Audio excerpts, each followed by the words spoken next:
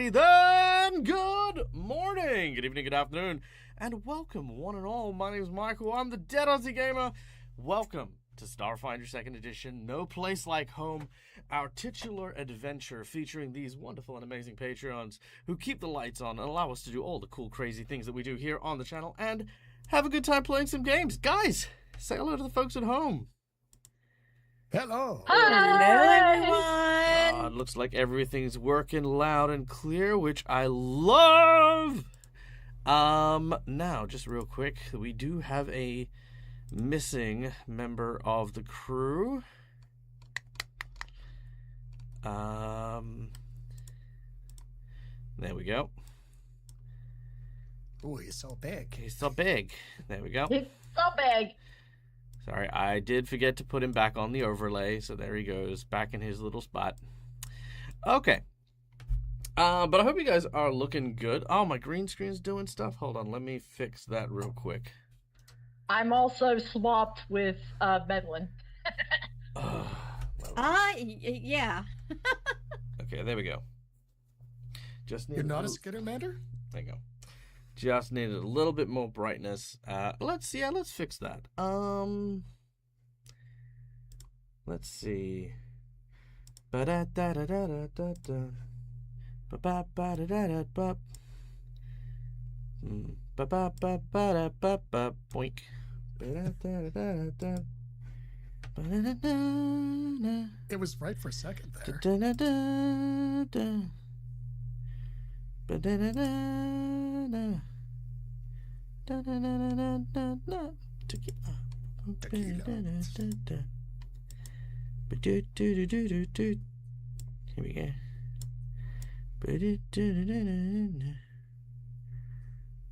Well, I lost myself for a moment.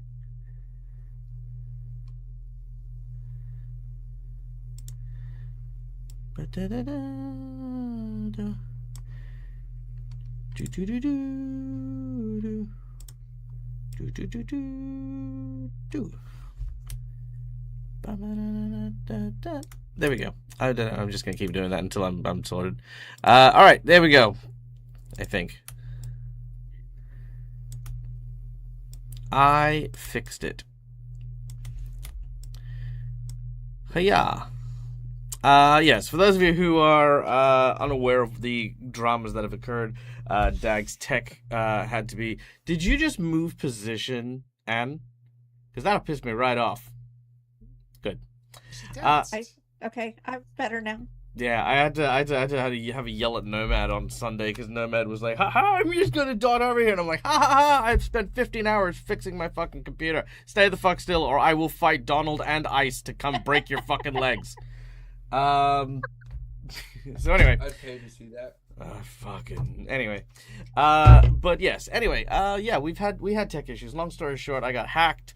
I had to have an IT guy come through, and unfortunately, it meant deleting everything on my rig. So that means I had to build all of this that you can see before you, in literally like on the fly, like over the last like 15-16 hours. Not just this one, but all of the shows and all of the stuff, which was annoying, but we got there in the end, and now Dag is back, barely missing a beat, but very exhausted. But it was a learning experience. Dag has learned many things. But yes, anyway, we're here to play some games. We're here to have a good time. We're here to enjoy ourselves, and that is what I plan to do here. We have, of course, before we start off, some people to thank. We have our lovely and amazing sponsors, the people who help keep the lights on and allow us to do all the cool, crazy things that we do. We have, of course, HeroForge for the wonderful art you can see on screen here. All the character tokens are made using an amazing 3D model making software that allows you to design, create, and bring to life a wide number of characters and concepts. So go check out HeroForge. We then have Sirenscape for the wonderful sound effects you hear throughout the course of the game. Sound effects such as the sound of a Vesk airship. I have that specific sound. This is the sound of a cruising Vesk airship.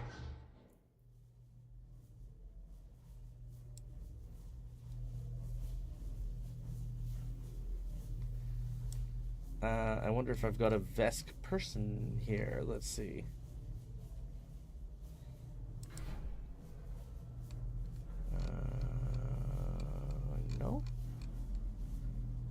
Viscarium Fighters. Here we go.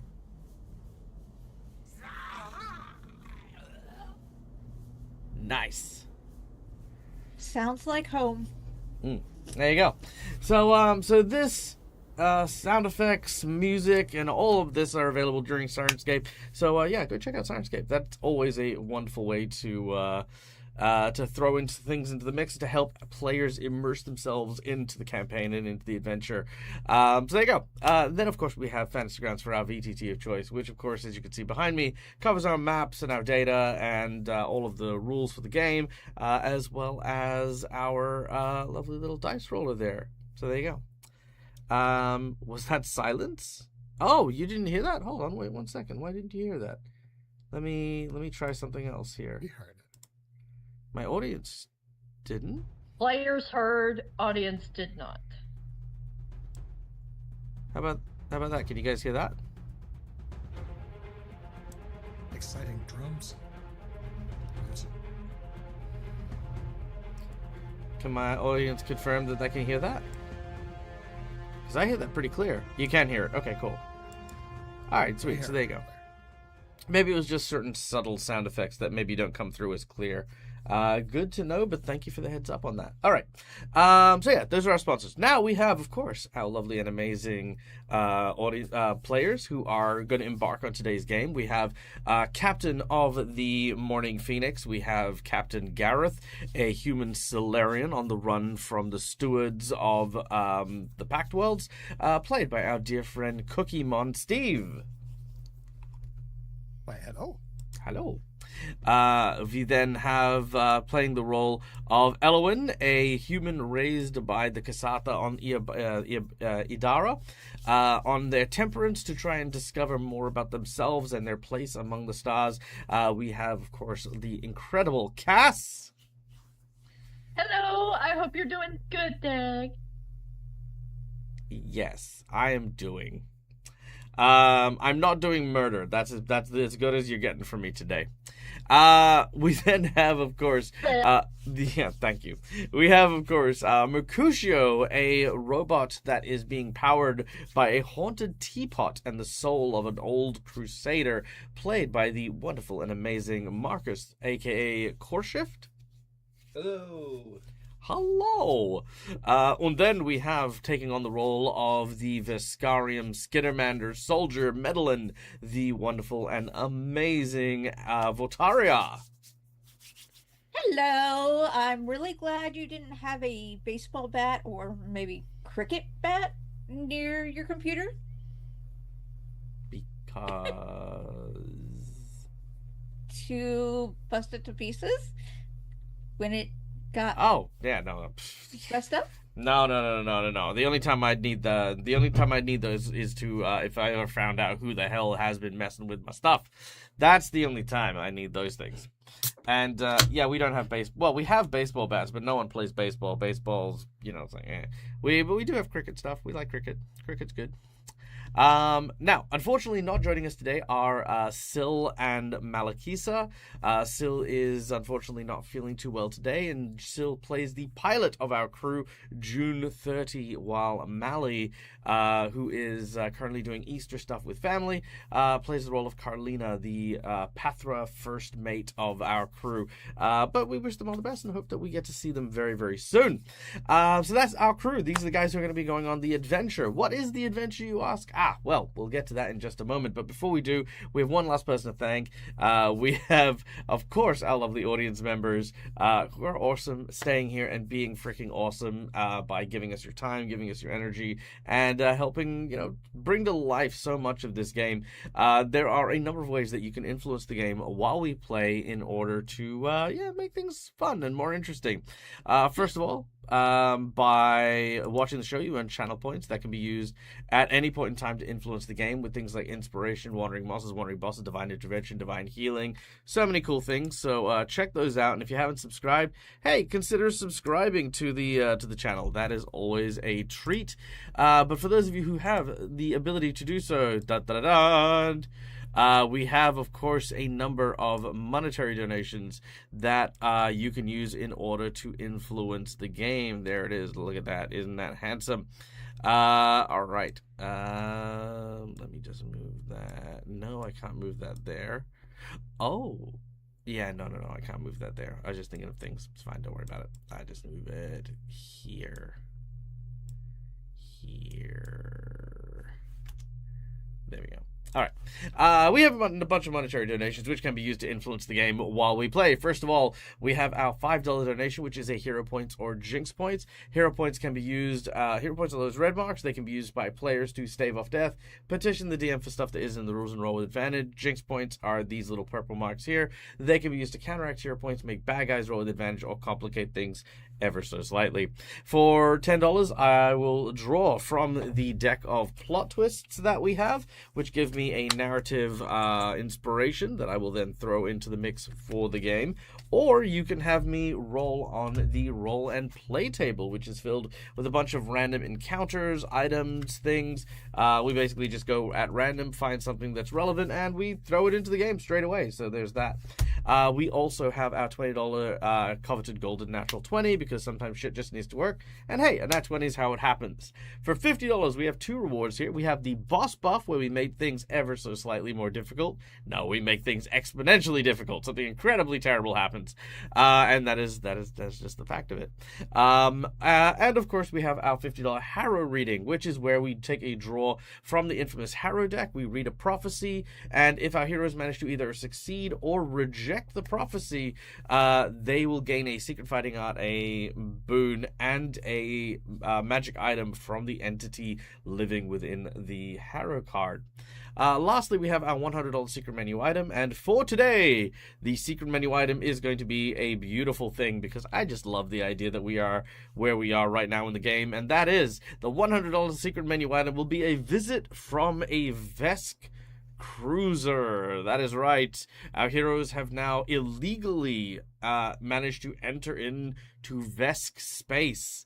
And as such, the Vesk do not like the idea of law-breaking smugglers breaking into the Veskarium Empire. So, yeah, they'll bump into a cruiser and have to deal with that. So that is our secret menu item. There you go. Done. All right, we do have some donations to process, and that is from our monster of a community member, Schoolia, you bloody legend, you. What do we have? We have a complication, and we have a roll and play, and a plot twist. All right, so let's start with a couple things. Let's start with our narrative plot twist first. Let's see what the cards have in store for our dear friend here. I also got to remember to go and get my do or die coin. It's in the other room, because I cleaned up my desk. It feels so naked. I have to cover it in food and other Pathfinder cards, because I still had Pathfinder cards like from Pathfinder First Edition while I was still playing stuff. It's just everywhere. Okay, here we go. We're gonna draw our card. Here we go. As long as it's not the best day ever. Festering insults. Oh. Okay, a festering insults. Well, Steve, you manifested the opposite of best day. Oh no, but best day ever was it resulted in an NPC death this morning.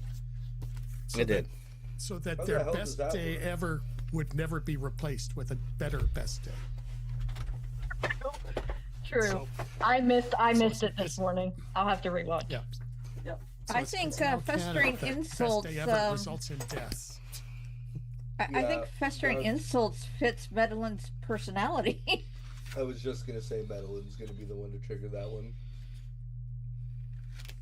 We don't have Carolina here, so Ooh, here we go. Okay.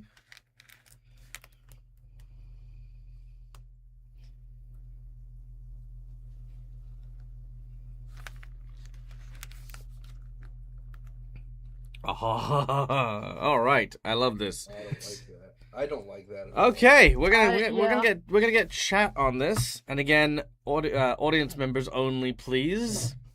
I would like Schoolie to roll me a d20 And then I would like someone from chat to roll me a d10. So, Schoolia, roll me a d20, and then a d10 from other people in chat.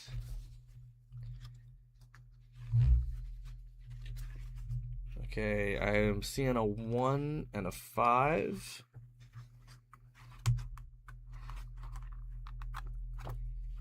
And a 7. Okay, here we go. So, oh my word. Okay, I need to write this down.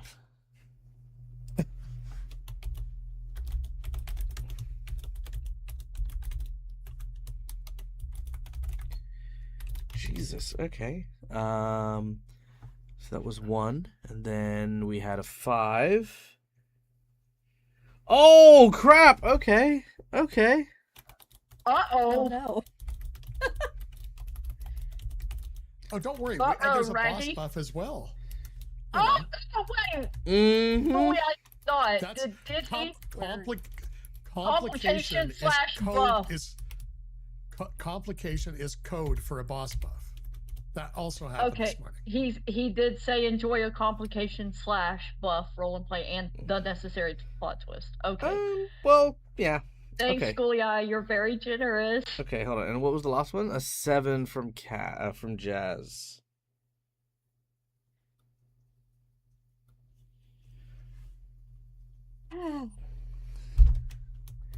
Okay.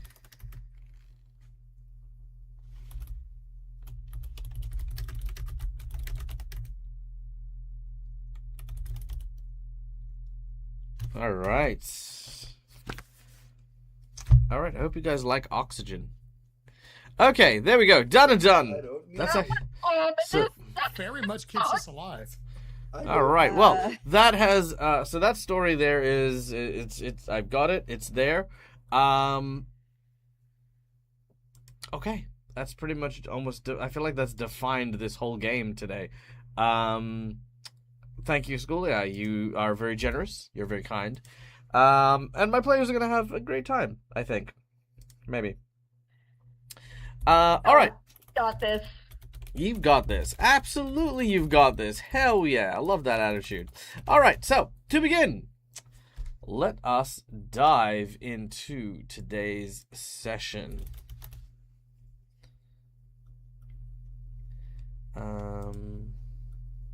Ooh.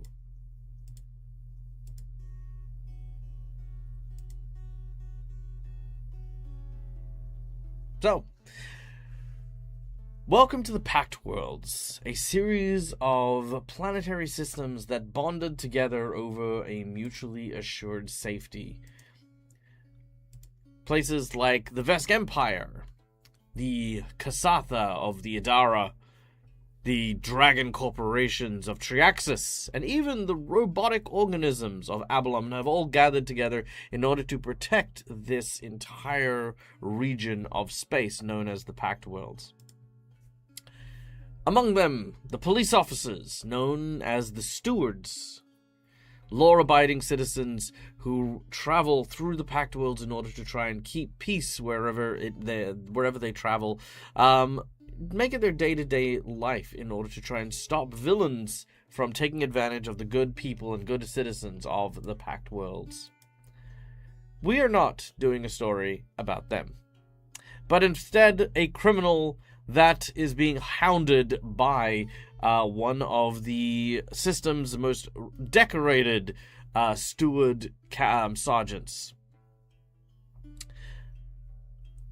Gareth, you hold in your hand a picture of a very old academy picture with a large group of stewards all kind of lined up for the academy photo day. And there you can see a very large and hulking individual, a kind of a Vlaka, a wolf with cybernetic implantations, wearing uniform, very proudly holding his new badge up. As you remember this very, very fond day, I'd like for you to share me a story that you shared with this individual, whether it's a meal or you guys doing something. Share a fond memory about yourself and Sergeant. What was his name? It was not sergeant at the time. No, it would have just been private, but yes. But now he is sergeant. Here we go. Aha. Callus. Sergeant Callus.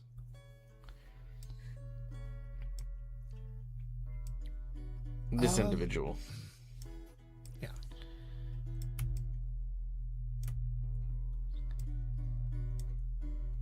So,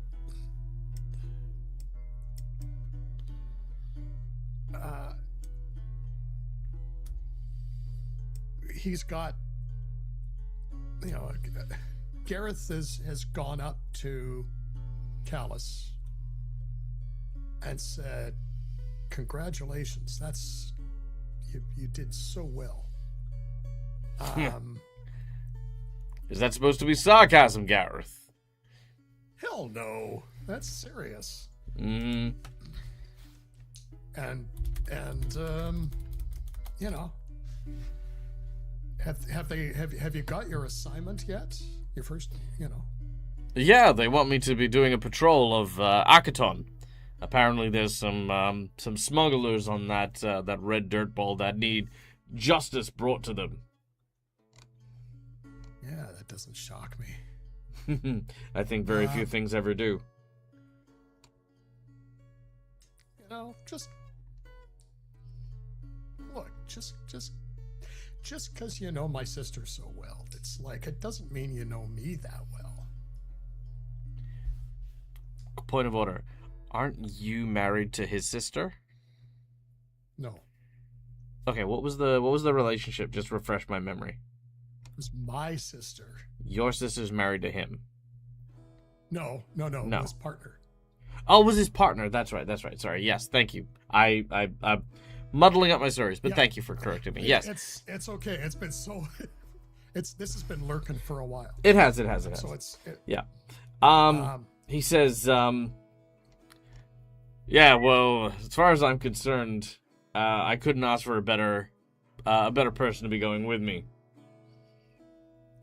And I agree with you completely. She is the best. You feel a punch coming from behind you, Gareth, as a figure says something, but you can't hear them. The words seem to almost come garbled, as if being spoken underwater. You turn to face the person next to you that is trying to say something, and their face kind of twists and contorts, almost like static from a video that you can't quite get a picture of. You can't see their face, and this image begins to shift as all of a sudden you find yourself aboard your vessel.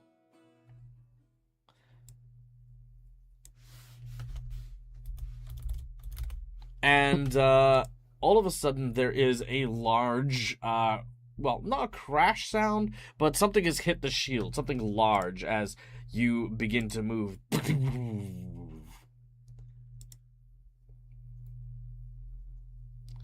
It kind of jostles you and knocks you asunder. It's like, what the hell?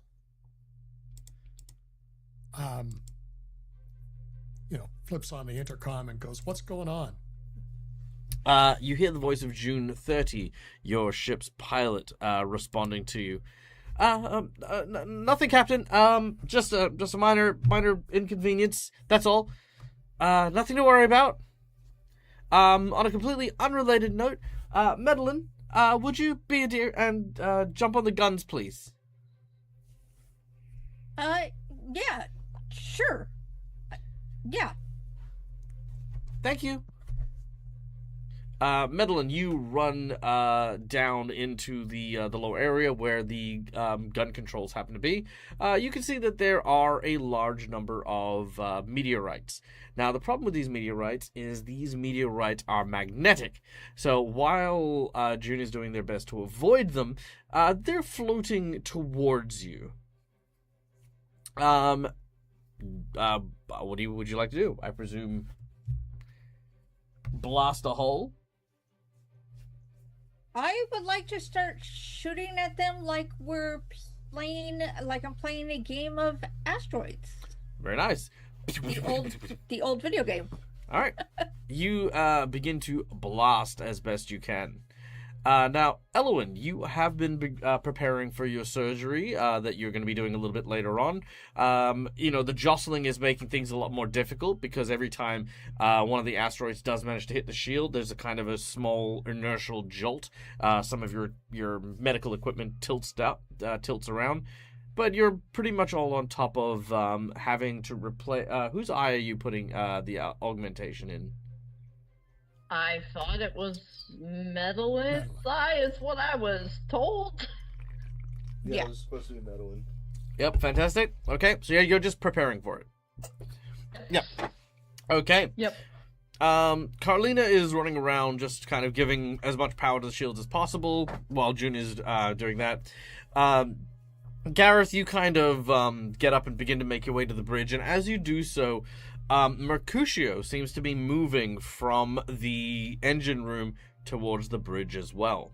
Now, in our previous sessions, our heroes, who are currently on a mission heading towards a derelict spaceship for a salvage run, came upon an SOS signal to a small deserted planet that was run by a bunch of floral creatures. After finding the source of the SOS being a stranded android, our heroes managed to rescue him and fend off the plant creatures. Sadly, the android, named Simon, was the only surviving member. But Mercutio has learned from the black box that they had recovered a very disturbing secret about Simon, who had tried mere moments ago to cover up something important. Mercutio, the scene is yours.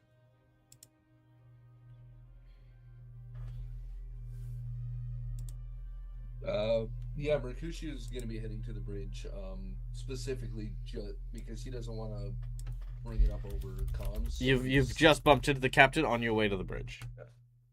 Yeah. Perfect. I was just looking for you. What's up? Merc's gonna, take a quick look around. We need to go somewhere where nobody can be listening in on us. This is something that needs to be me and you only right now.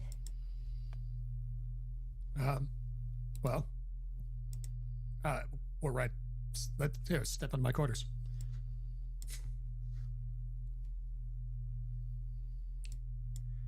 So he'll lead him into his quarters. What's going on? Well, after we got back on the ship, Simon was poking around down in the engine room. He got onto one of the computers and was a little shifty, so I decided to, with my own terminal, see what he was doing, and he was deleting information off that black box. Luckily, I was able to salvage enough of the information by downloading it as he was deleting it, so I have a backup copy, but I only got about half of it. But it seems like I got the most important bits. Why would he be deleting the black box? That doesn't make sense. Well, and Merc will go give him the whole story of all the information that he found out about Simon killing the crew and everything. Oh, shit. I mean, you're welcome to elaborate on that if you like. Marcus does not remember the entire story. Oh, okay. Very well. Yeah. The story goes that when the plane first crashed, the primary goal of the crashed ship was survival. They had to do whatever they could in order to try and make their rations, make their supplies last. Unknowingly, Simon fed the plants from the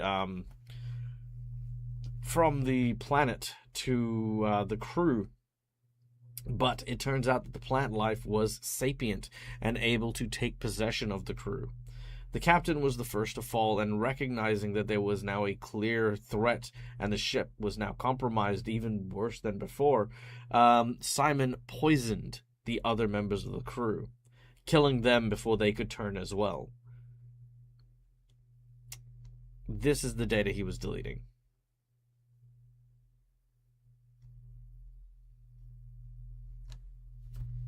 Oh, Lord.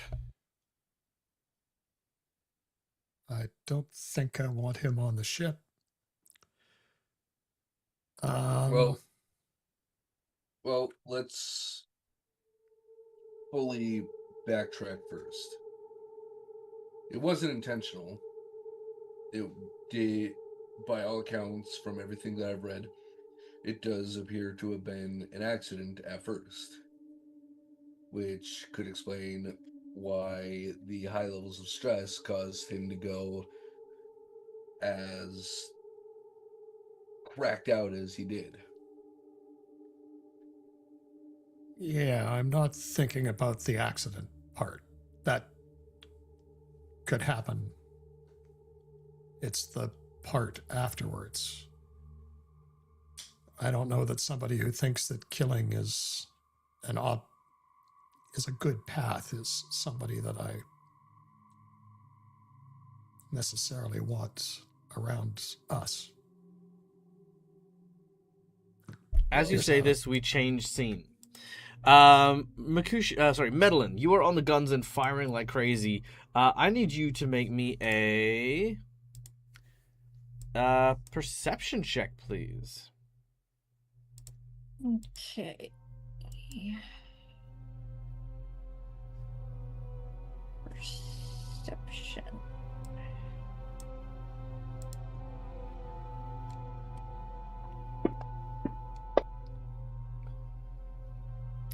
All right, you continue to fire, doing your best. You miss a couple of these meteors as they strike against the shield.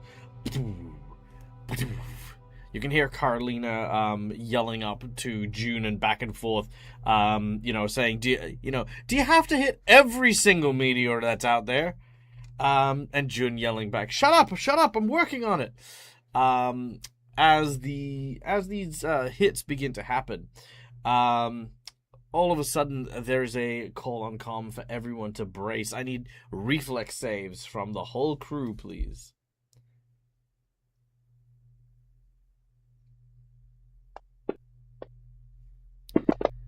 Ooh, a 9 is not great. 10 is not great. At the 13.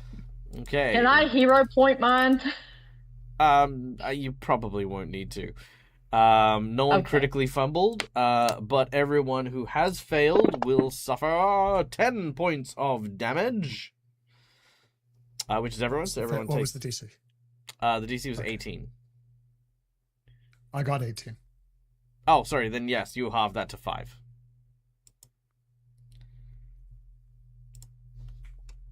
And I just hit expert in that, damn it. Okay.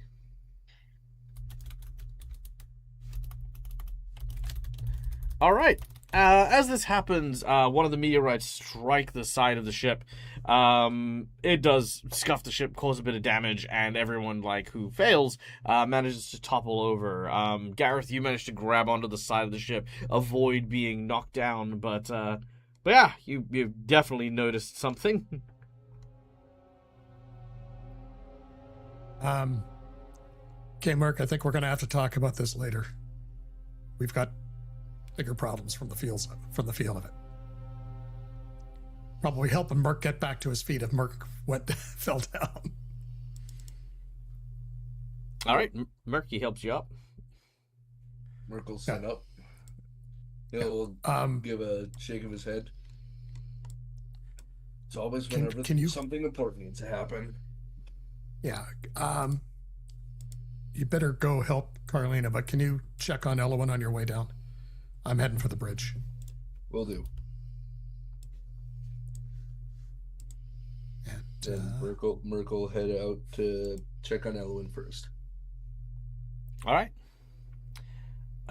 You do so. Let's go to Gareth. Yep. Which way are you going? You're heading to the bridge. As you enter, Head you to the can bridge. Yeah, you can see that Carlina, sorry, not Carlina, that June is doing their damn finest work, trying to keep this place afloat. Yeah, not doing a bad job at all. You do see that the meteorites are acting a little bit strange. They are going for you, if that, sort of makes much sense. Yeah. That is the state of being.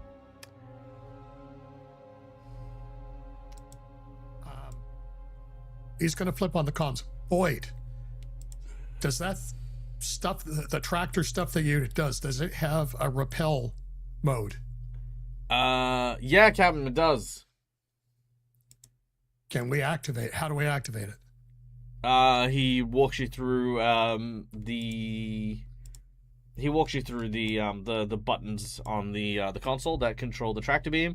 You have a push, you have a pull, you have a what's the push, pull, and no, that's it, push and pull. I feel like there was another thing, but I can't remember what it is. There was. It's to keep it in stasis. Oh yeah, that's right, just to hover in place. Okay. So he's gonna try and activate repel fields to slow things down.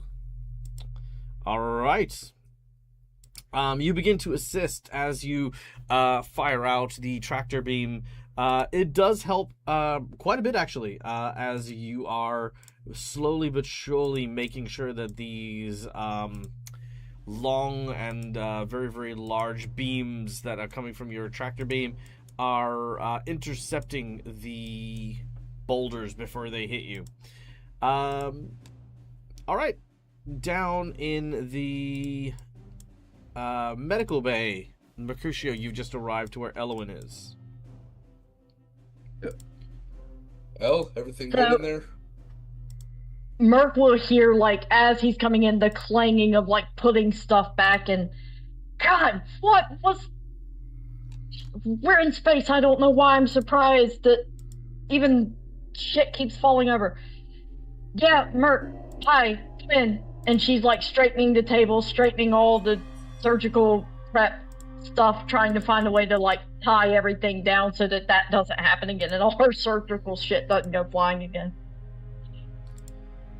All right. As you do so, you notice something amongst your belongings. For some reason, some of your tools are missing. Oh, no.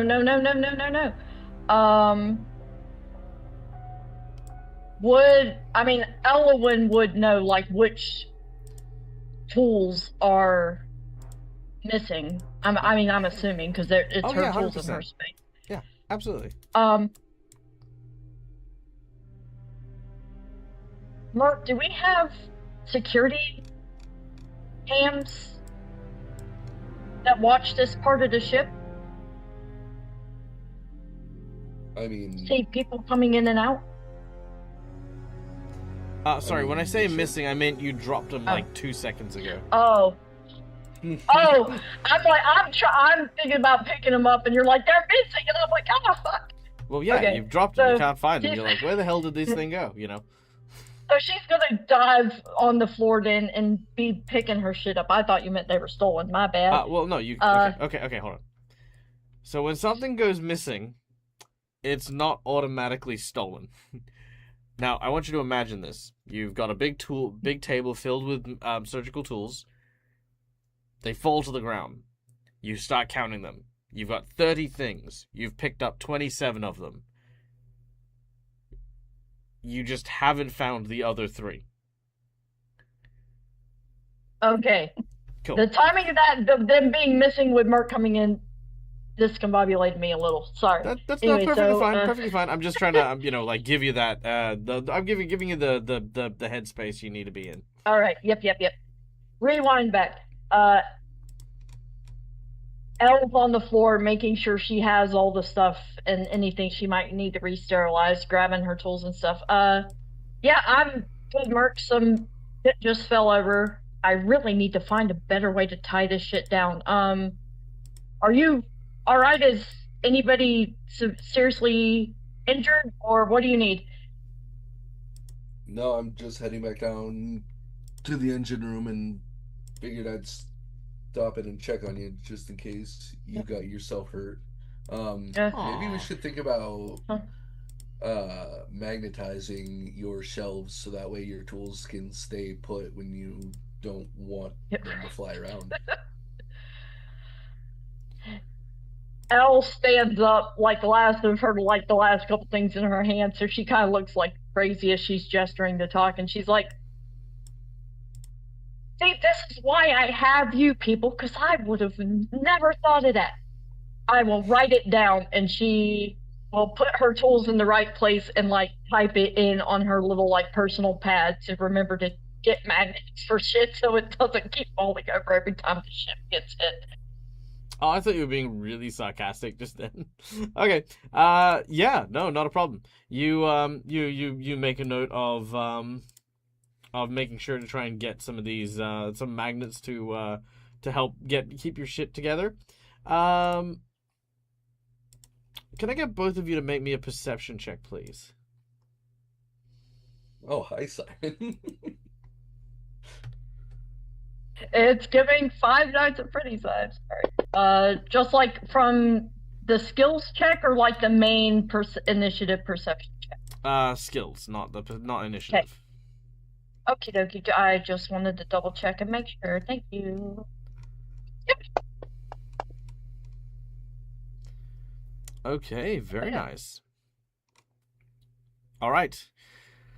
The both of you notice something very odd. The door to the lab suddenly closes, but it's not loud, it's not normal. It feels almost manipulated, in a sense, to be closed.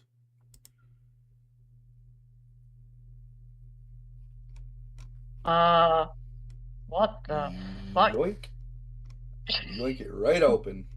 Alright, as you head over to it, you see that there is something holding it back from the other side. You can't really see what it is from where you are, but there is something holding the door, or trying to close the door while you're there.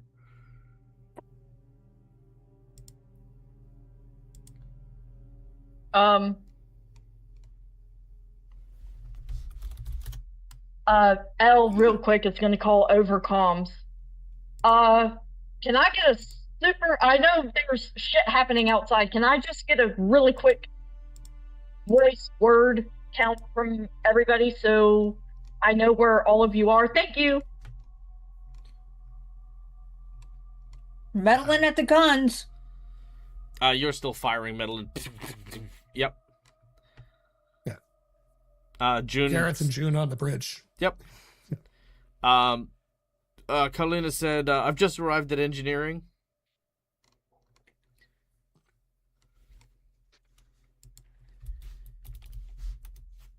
Boyd, where are you? Oh, Boyd says, where's Boyd? Boyd's in the vents. Again? Again. The vents need work. And Boyd, do you sleep in the vents?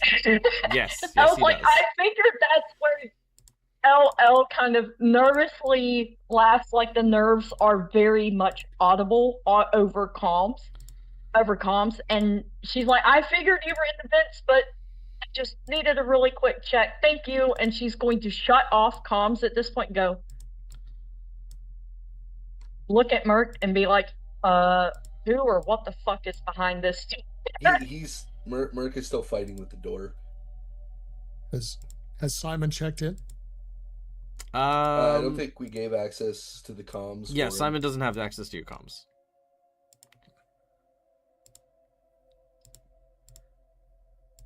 In that case, Elle's gonna call through the door. Simon? Is that you? There Meddling is is no... going to activate... Sorry? Medeline's going to activate a personal comm to the captain Mm-hmm. and say, Captain, she doesn't sound right. I think somebody needs to go to the med bay. Merc was on his way there. I think he's probably with her. Elowen he's going to flip this. He's going to flip the switch. Going, Elowen, is Merc there with you? Yes, Captain. He's here, and very much you can still hear, like, she's not. It's not panic. It's just general nervousness from like the timing between the rock of the ship and whatever because you're not there, so you can't see it. Like whatever she's dealing with on the back end that Gareth isn't there to see. It's general nerves, but not like panic. He's sort of in that mid assessing the situation thought energy. Okay, let us know if you need anything. And then he's going to flip back over to middle and going, Merc's there with her. They're looking at it. I told her to call if she needs help. All right. No sooner Madeline, no sooner than you hang up. Madeline, I need you to make me a perception check.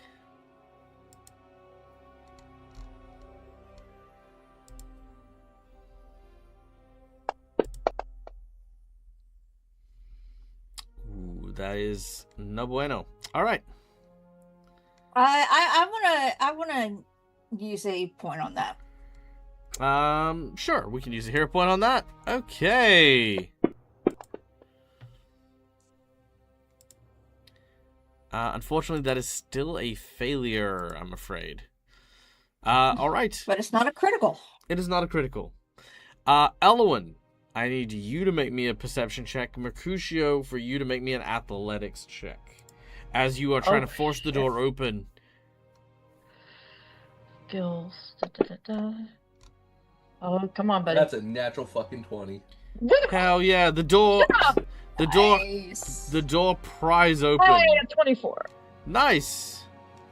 Okay, the door pries open, and Elowen, you hear the sound of a firearm being, basically turning on right next to you. And what you see is this individual.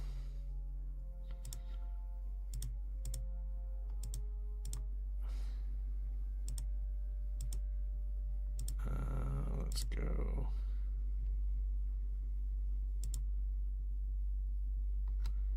There we go.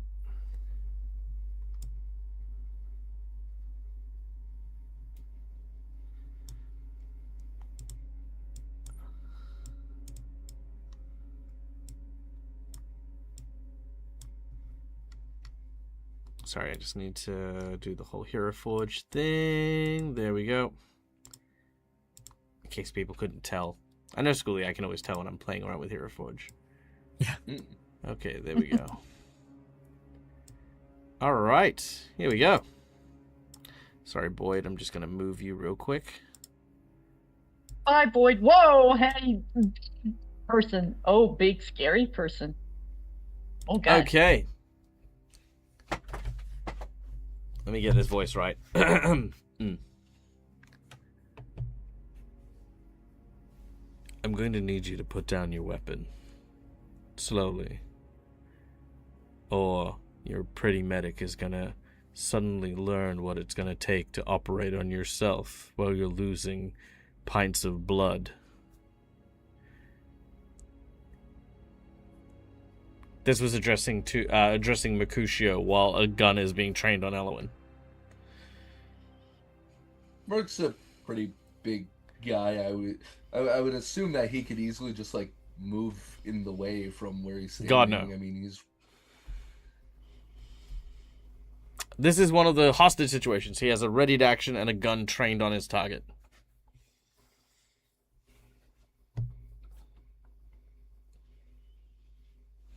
Okay. I'm just having trouble picturing it, considering that he's in another room. He's not in another room. He is in the same No, room, the and he's lab come is up from the lab behind is him. adjacent to the med bay. The lab Well, is like yeah. in the same Well, space. yeah. And you're at Merc the is door. Elle is in the behind door. you. Yeah, and he's in front of me, and I'm No, he's in not the in front of doorway. you. I will repeat again. He is behind It's Elwyn. different. Mentioned that a few times now. Do you remember those perception checks you failed? Those. So, to clarify and build space, because we haven't actually got a map here, you're at the door, which you have just forced closed. Elwyn is behind you in the middle of the room in the med bay. Behind Elwyn is where this guy is with his gun trained on Elwyn, telling you to lay down your arms. I don't have a weapon. You could say that if you would like. Yeah. I think it's pretty obvious I don't have a weapon on me. Can I confirm that? Because your character sheet says otherwise. Yes, because Merc's not going to be carrying his weapon throughout the ship. Sure. Okay. Dag will remember this. I'm joking. But sure.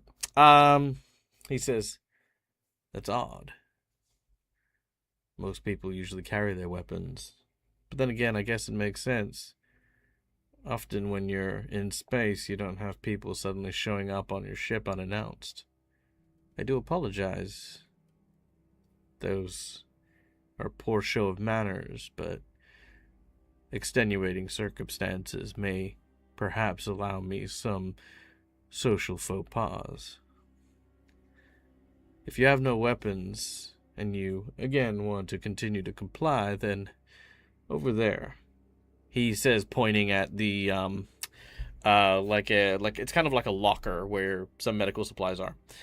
He says, I need you to go ahead and place yourself in that locker over there. You do what I say, my visit will be brief. Merc looks at the locker, looks at himself. You are plenty. You are. Okay, Merc. I know how big you are. It's okay. We know you're a big boy. He looks at you. He looks at the locker. You will fit in the locker. It is not a high school locker. It is a doctor's. It's a medical locker with, like, you know, again, capable of keeping things such as, like, you know, an MRI machine or, you know, like a fold out CAT scan type, you know, like it's got enough room for a giant hunker machine. For sure. Okay. Yeah. Sure. You might need to take the stuff out of it, mind you. Sorry. To clarify, you'll need to take the stuff out, but you can get into it. Yes. Yeah. Sure. Merc will do that. Okay. Cool. As you get in, he looks over at Elwyn, and he places on a table near you what looks to be a small metal device. It looks like a disc. He says, I need you to take that and put that on that locker door there. Nice and slow. Don't do anything funny. So Elwyn, to show good faith, she keeps her Kasatha puzzle blade folded and on her person as more of a sentimental. Oh, okay, no, that's fine. He's going to just put that aside. Yeah. If you do have it there and you reach for it, he'll say, he'll tell you not to go for it at all. Okay.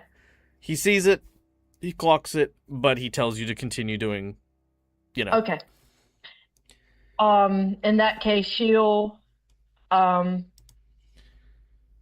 the disc and she's gonna be like, we're gonna be okay, Mert. I've got you. No matter what happens, I've got you. And then she's gonna put the disc on the locker. As this happens, the door is now magnetized, as is the whole locker. Merc, you kind of feel your body sort of attached to the walls here, and the door now maglocks shut. Okay. Is there, like, little slits in the locker to be able to see out? Sure. Well, I'm asking because I have a very no. I mean, I don't know if you realize I haven't, implemented what style of door the lockers in the medbay have. Well, I was giving it a moment of thought of why one would ventilate a that type of locker, but sure, I've got no issues with there being slits. So the medbay, does it have a camera in it? Is there like a security camera? Or not even just like a security camera, but like a terminal in. Well, yeah, there has to be a terminal in general. There is a terminal. Um, This is actually a good general discussion of what devices and supplies are in most rooms. Most rooms have an access panel. The panels are also attached to their own internal comms to the rest of the ship.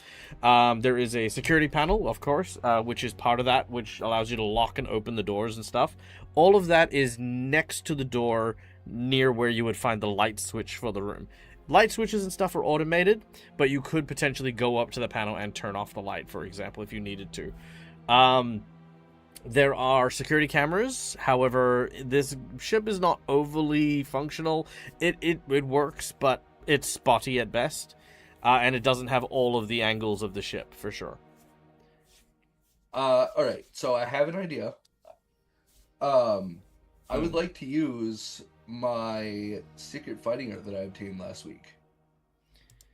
I would like to use Electric Sheep to transfer my consciousness into the terminal.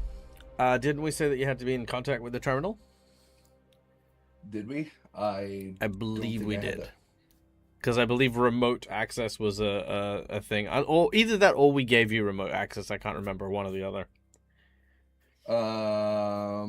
Yeah, I didn't have that written down, so never mind.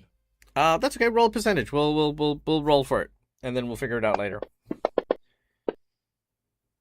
Oh, look at that! High favors the party. We'll go with yes, you can.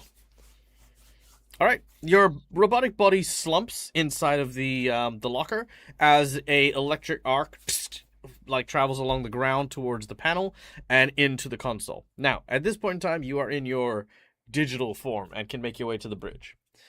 Yes. Now, Elwyn, this individual tells you to turn around nice and slowly. She does. She complies. At this point, you now fully get to see this individual. He is some sort of alien, of course. He is pointing a very business-sized gun at you, and you notice that he has a very nasty wound on his lower abdomen. Kind of off to the right, you can actually see he is missing a very, very sizable chunk of flesh. This is not a bullet entry wound. This is a plasma laser, having been sliced through a very, very good chunk of meat and organs. He says, "Now, I'm going to need you to do me a kindness. You're going to have to use your skills in order to save my life, and in doing so, save yours." Funny the way the world works. Elle does a very nervous sort of like, huh? Yeah, of course, please sit, and she'll clear off anything that was on the actual like surgery table, and she'll have, or like the operating table that she was setting up. She'll have him sit on it, and she'll point at the gun, and she'll be like, "I do need you to put that down so I can look at you and correctly assess you real quick." He holds the gun for a few moments, staring at you. It's a strange thing, you know, doctors. The kind of beast. You hunt a beast, you figure out how it thinks, how it hunts, when it needs to drink, when it needs to... He does a lewd gesture. Not overly lewd, just a, But doctors, you put them in a crisis and they suddenly become lions. Take them out of their comfort zone, and who are they then? Is this surgery a place that becomes a doctor's infirmary because of the person in it? Or does it become something else when the doctor's not here? You think, because I need you, you can give me orders, despite having a gun pointing right at you. A curious beast for sure. He puts his gun down to the side, and he reaches over to your hand and says, "Thank you," and goes to shake your hand.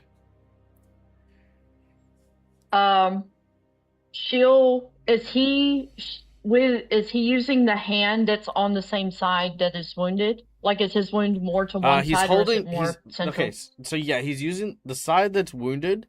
That's the arm he's giving because he's using his other arm to basically put pressure on it. So in that case, she is going to shake his hand. As you do so, you feel a click. Mhm. You notice you are now wearing a bracelet. The bracelet has a heart monitor on it, and you can already tell from the fact that it doesn't follow a human heart pattern. It is his heart pattern. Mhm. She's going to look at it for a second. And weirdly, it's a slight touch of fascination. In spite of being spooked out of her skull, she's going to be like, that's so clever.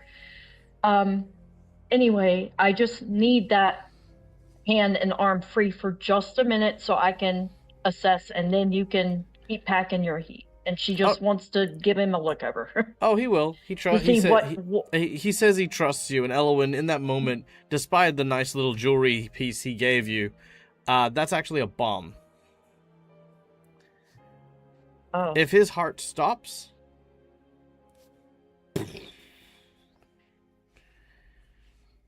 and which he'll explain, explain when he realizes that Elwyn doesn't seem to understand what the pretty jewelry is. Meanwhile, back on the bridge, we'll come back to that.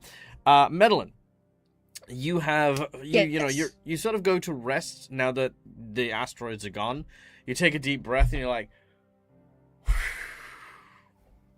and we'll use that opportunity, to go up to the bridge, see if everyone's okay. Gareth, you've arrived a little bit earlier, and you've been there with June as Madeline will come in. This is about maybe 10-15 minutes after the last run of the asteroids, and all three of you are gathered here. You have a moment to discuss and talk about the asteroids if you guys would like before Mercutio shows up. That is up to you guys. Exactly how I'm going to describe it.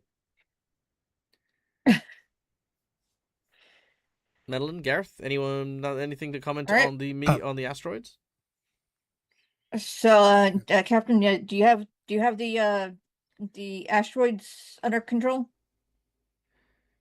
Well, we've got them repelling right now, but and we seem to be getting clear of them. Yep. You've passed the last of them about 5 minutes ago. You seem to be in the clear. Yeah. And it's like, what the heck were they doing here? In space. We keep bumping into stuff in the drift, which is not normal. Actually, you're not in the drift anymore. Remember, you left. Oh, no, the we're drift. not in the drift. Yeah, it's like, so it's going to be like. I'm gonna give you a free one here, Cookie. You want to know a really cool secret? Technically, everything's in space. This is true. What's this doing here? I don't know. It's space. Everything's in space. It's 100% the place you find things. This is true. But we keep running into stuff in the drift, which is not normal.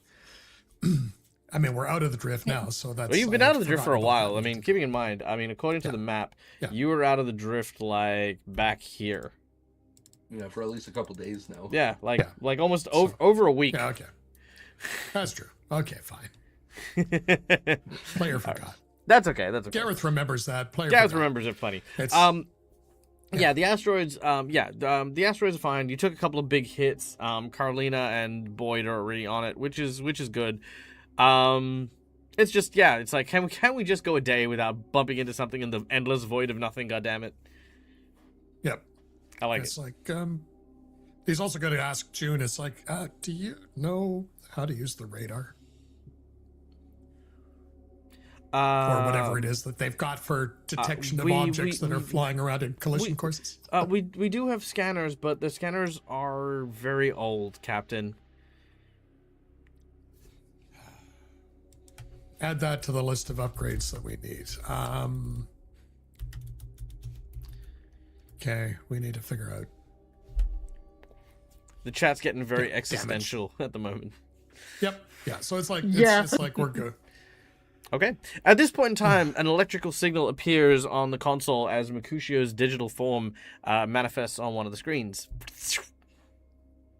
Yeah, it like glitches out and his face just kind of appears. I am the great and powerful Wizard of Oz. Pay no attention to the man. Pay no attention to the robot body in the locker in the medbay. Gareth is going to look at that going, that's a new trick.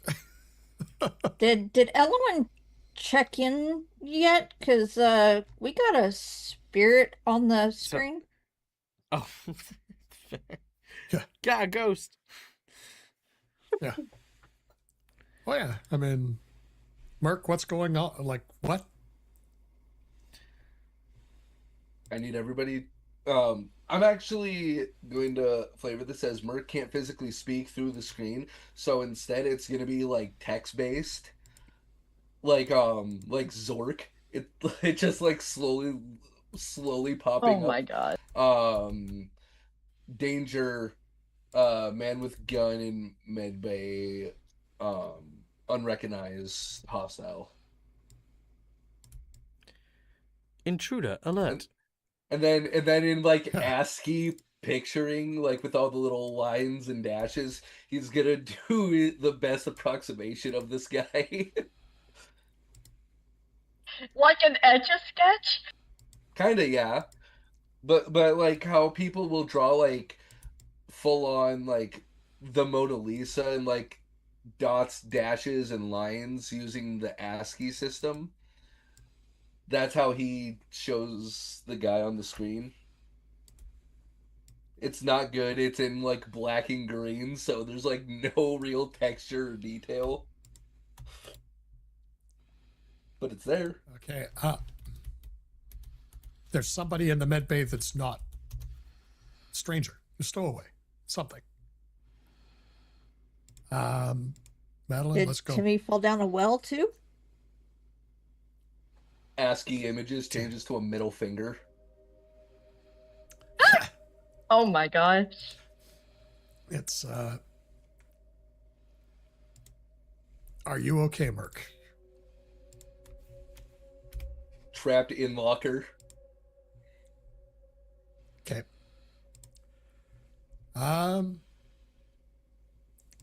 Let's go, Madeline. All right. I'm right behind you. Okay. And then Merc heads back to his body. As you are about to head out, June says, Captain, we got a call coming in. Who's calling? Who? Are they identified? There's no registration number.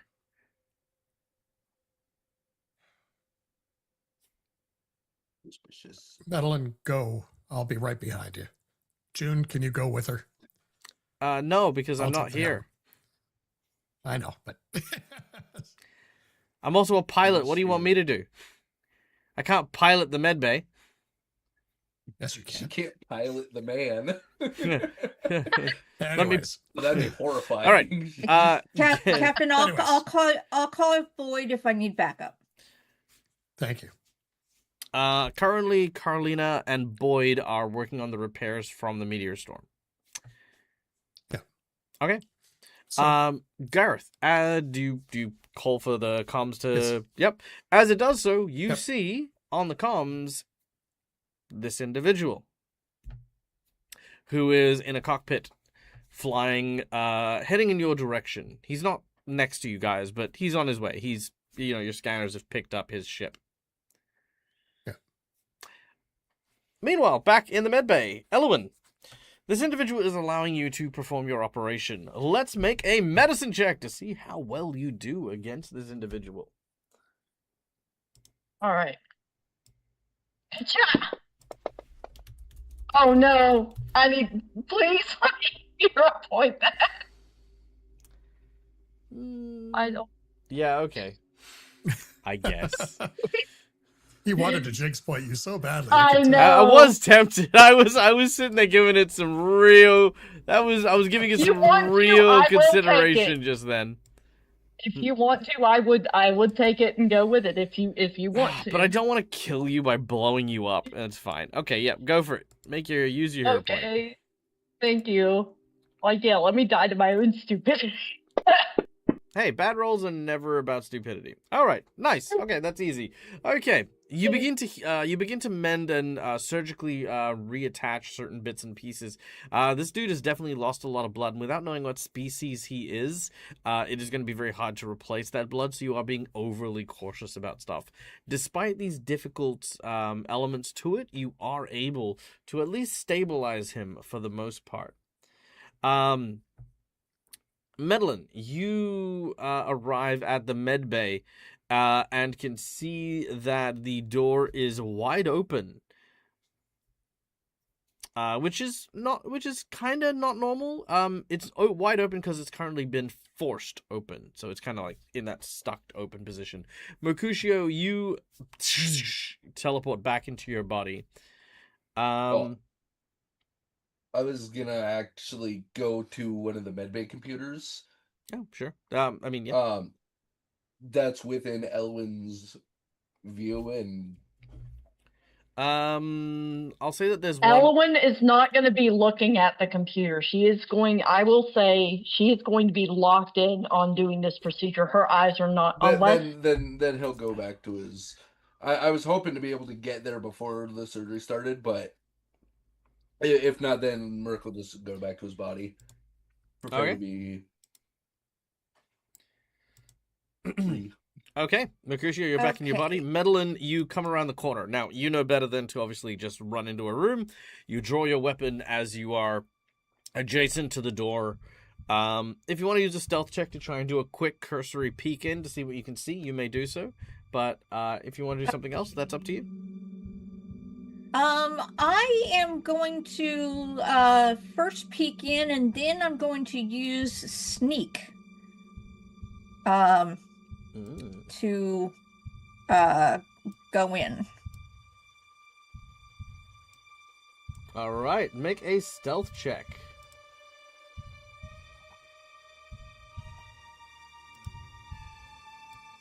I missed having good Sirenscape soundtracks.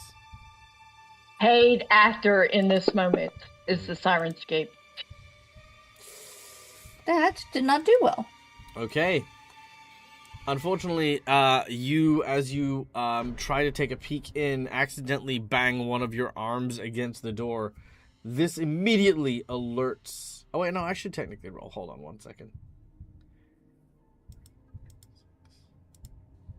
You guys are level 3 now, you right? can roll better than a 5? Yes. Yes. Level 3, yep.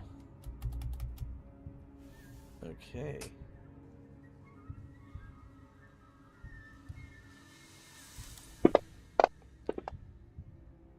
Yep, that is a very big critical hit.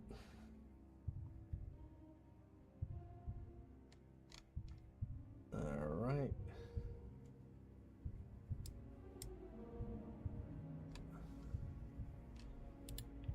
Get rid of that. There we go. Fantastic. Okay. So, he notices that you are there. And immediately draws his gun back. This does pull him away from you momentarily.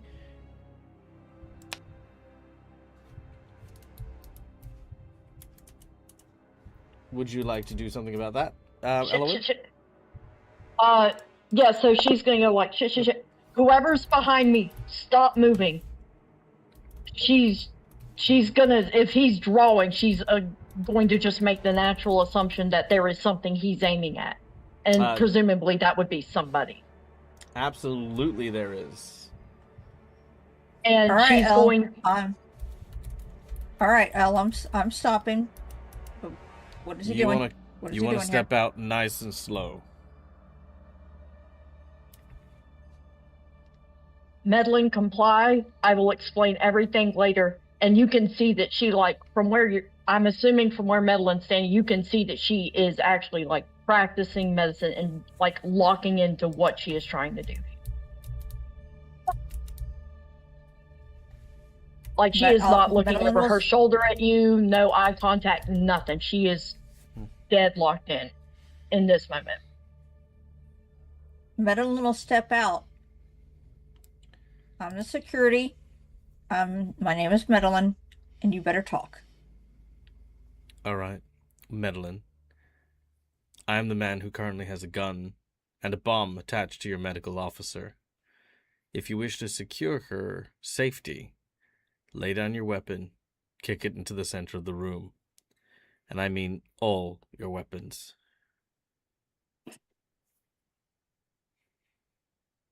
And if I don't?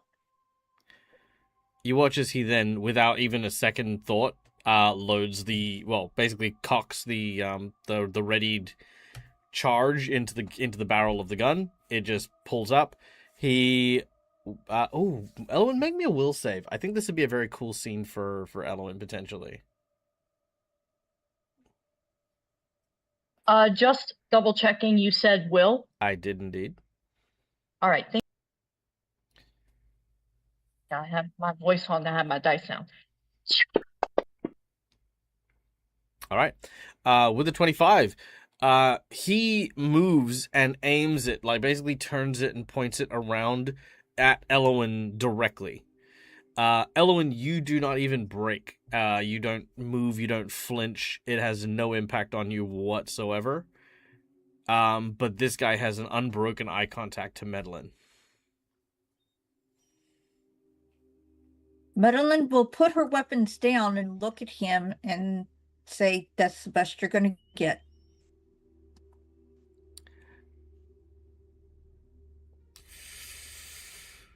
Make a diplomacy check.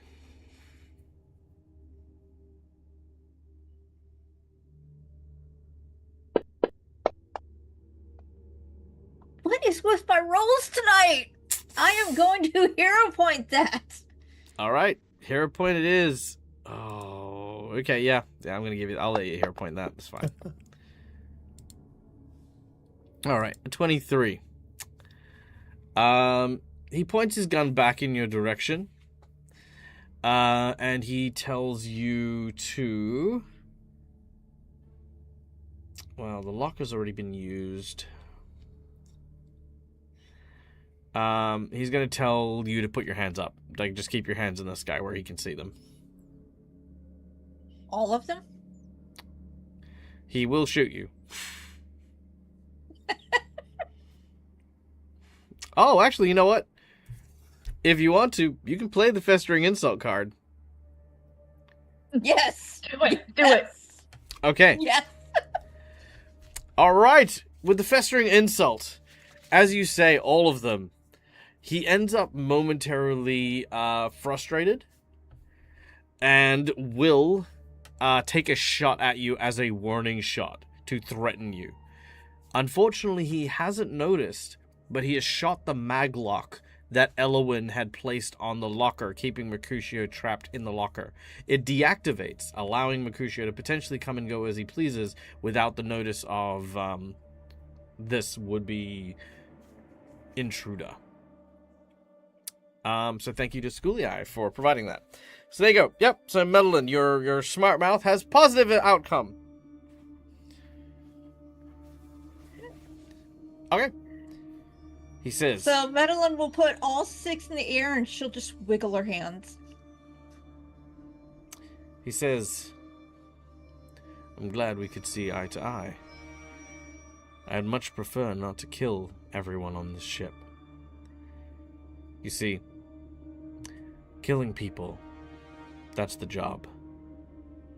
But if I have to send a message, the killing becomes messy, unpleasant. I derive no pleasure from having to resort to harsher measures when the need arises. And believe me when I say that my patience is near non-existent.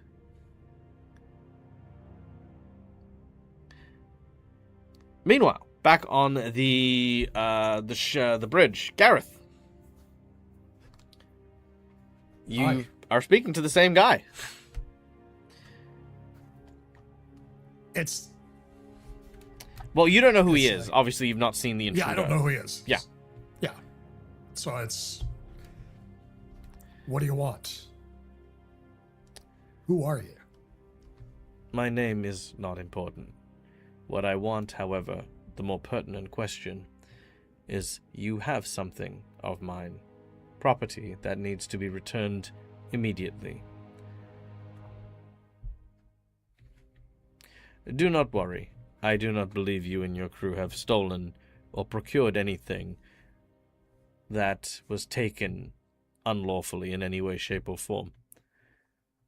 You simply have been a victim of a bizarre circumstance which I wish to rectify. Tell me, has your medical officer checked in recently?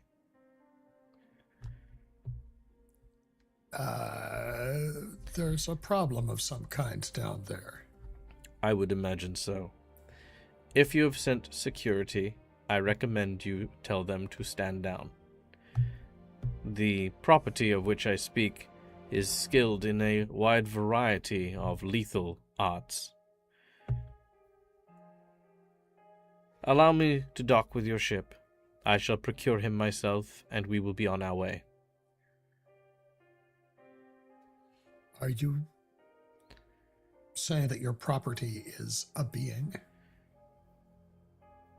It is simply property, nothing more and nothing less, though it may sometimes claim or pretend to be otherwise.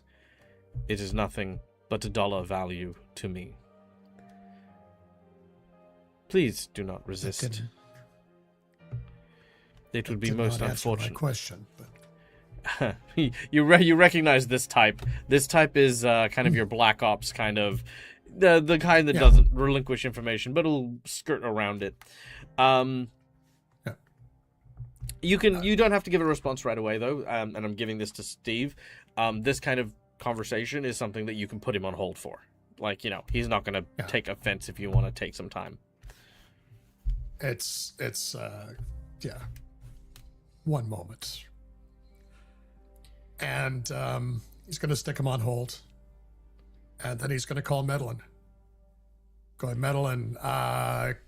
Extreme care is required. If not, probably don't. Sounds like there's a bigger threat.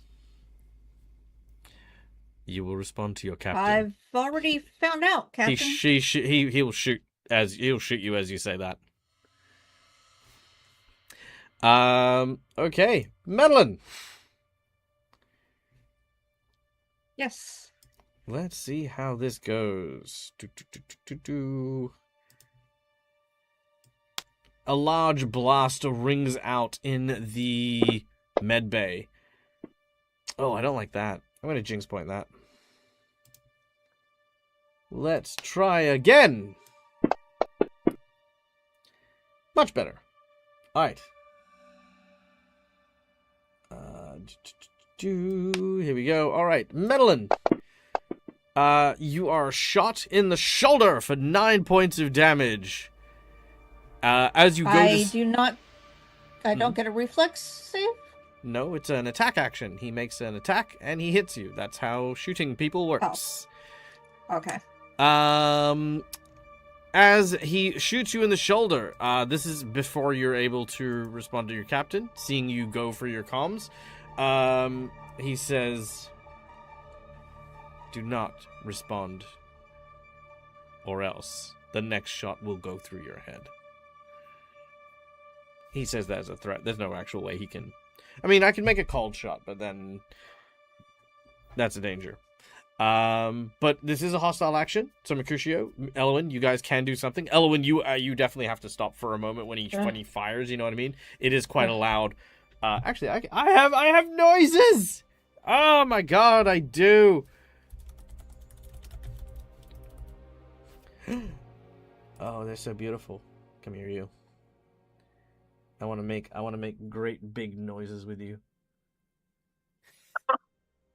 Here we go. Hold on. Where is it? What a way to put that. Exactly. Ooh. Pew, pew. Fuck yeah.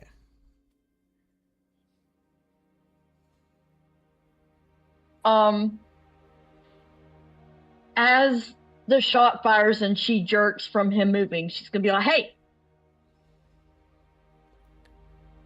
He ignores you, but he does try. Yeah, he ignores your yell, but he does keep still. He doesn't act against you in any way at that point.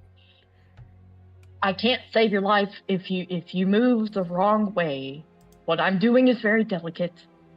Please do not. Madeline, settle the fuck down." And like now, Madeline, you having known Elwyn for a bit, you can start to hear the tension in her voice, but she physically, her body is locked in. She's still trying to work.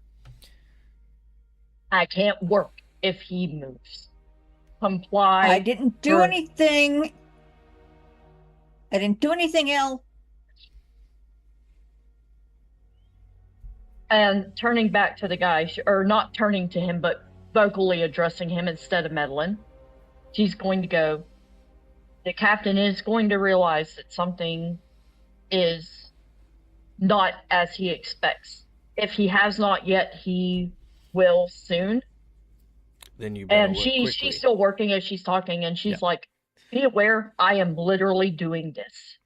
I don't know what the fuck the rest of my crew is doing, and she's just gonna go then zip it up and then go back. All right, make another medicine check.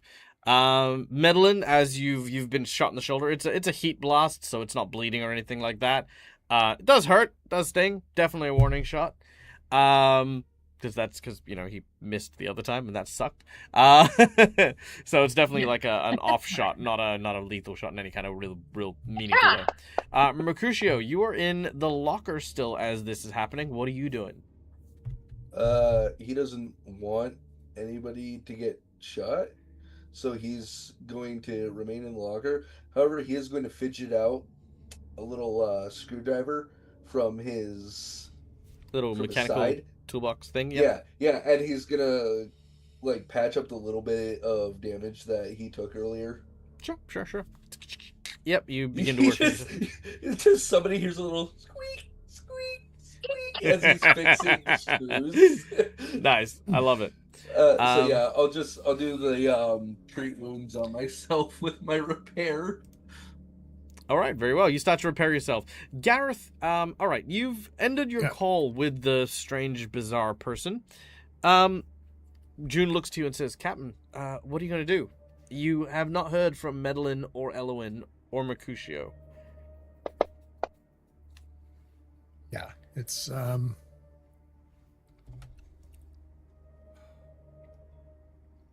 he's gonna go back onto the comms, and he's like, why is your property here?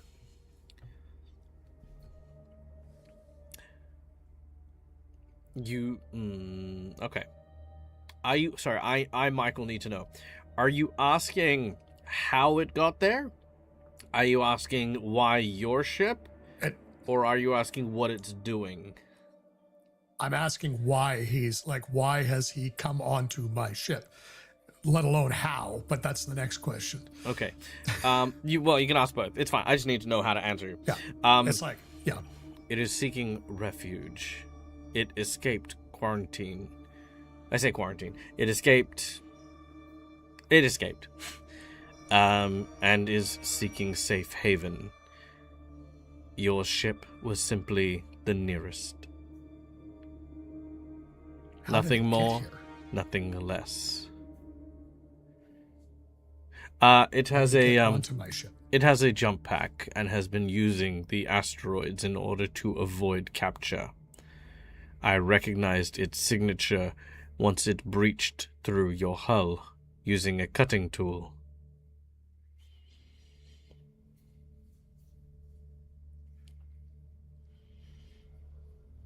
Well, I think we could use some help, so Excellent. come ahead.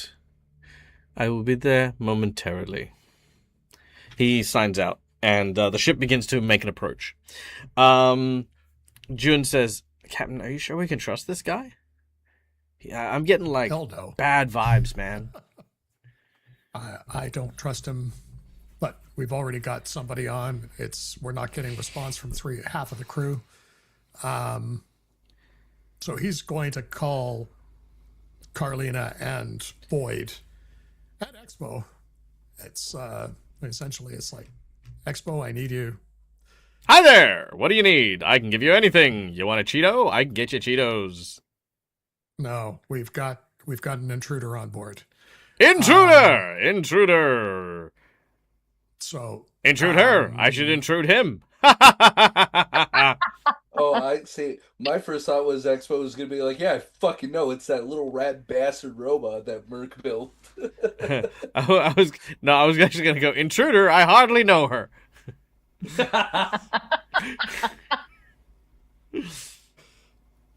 Gareth is gonna like, oh Lord, remind me to talk to Merc about this. He's gonna say that to June. Can you just track down Carlina and Boyd? Well, the computer says that they're both outside on the hull doing repairs on the meteor hulls.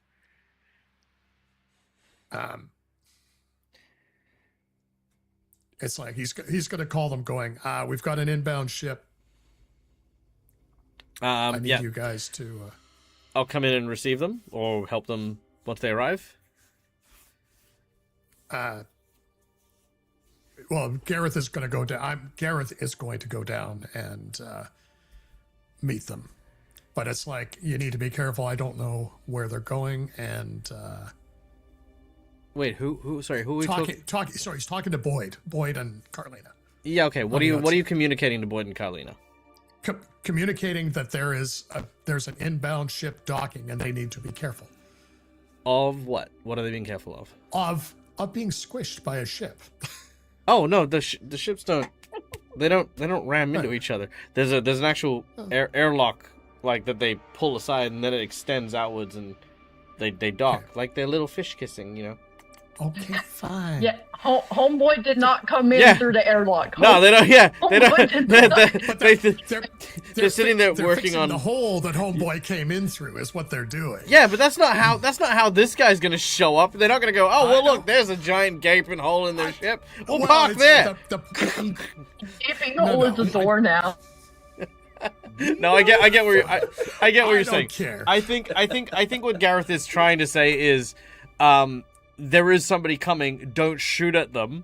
We are expecting visitors. You know, they're not hostile. Yes, which I think is very important. And the other thing too is, and just so you know, I'm used to boats, and when you don't turn around and pull up 20 feet apart from each other and drop stuff across, you pull up and actually dock attached to them. I mean, some ships do. I'm expecting some kind of. Some ships do. Yeah, some ships absolutely do that. 100%. They don't that's do it where on the hull players breaches come in though. Yeah, they just don't. They don't do it at hull breaches. I didn't expect it on. I didn't expect it on the hull breach, but I don't know how far away the hull breach is from the airlock. Oh, fair. Yeah, that's fair. That's fair. Okay, so that's why he was saying it. Yeah. Meanwhile, don't shoot at them. Yeah, fine. I think it's hilarious them trying to get in through the breach though. That would be. But anyway, good job, Cookie. Okay. Yeah. So they're aware. They're gonna be aware. Of the approaching ship. Where are you heading after that though? He's going to head for assuming that they're going to come in the airlock. He's going to head for the airlock to let them in the ship. They're still a while away. You're not going to go to the med bay at all. You're just going to wait for this guy. You can. That's not a problem. I'm just clarifying.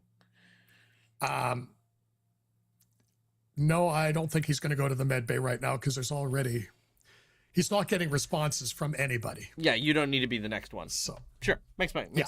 Okay, you wait by the airlock, and this guy is showing up. All right, Elwyn, one last medicine save, por favor. Sorry, not Madeline, freaking Elwyn. Did I say Yep, Elwyn? gotcha. You said no, Elwyn. you said Medellin. Yeah, Oh, I feel you like I did? keep I saying heard Elwyn. Madeline. I feel like I've been mixing up Madeline and Elwyn today. I should just shorten her name to L so it's easier for everybody. All right, 1, 2. Or Win. Yeah. Win's a cool name. Oh, All right, 17. Give me a second. Your target number is 18, unfortunately. can I hero point it? You may if you'd like. All right. Go for 1, the reroll. 2. Gotcha! Oh, you've got a divine Oh, intervention, which means you get to roll with advantage here. So roll again, roll twice, and take the higher. All right. Thanks to Jazz! Jazz. Thanks, Jazz. Okay.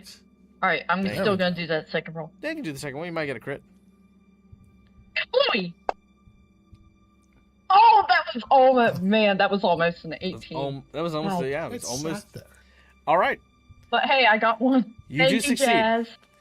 As the wound is now stitched and a new array of synthetic flesh now covers this guy's midsection, he inspects the work and he says, "You do excellent work. Thank you. I know it has been a difficult situation to find yourself in, but truly believe me when I say that I meant you and your ship no harm. But now I'm afraid I'm going to have to ask you to comply just a little further." He reaches around and tries to grab you, Elwyn. Do you resist?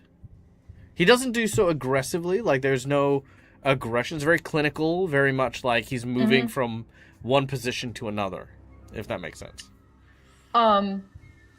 Yeah, I feel like if he isn't being aggressive, and since he has given the verbal warning and stated his intent, no, she would not resist. She would let him Okay.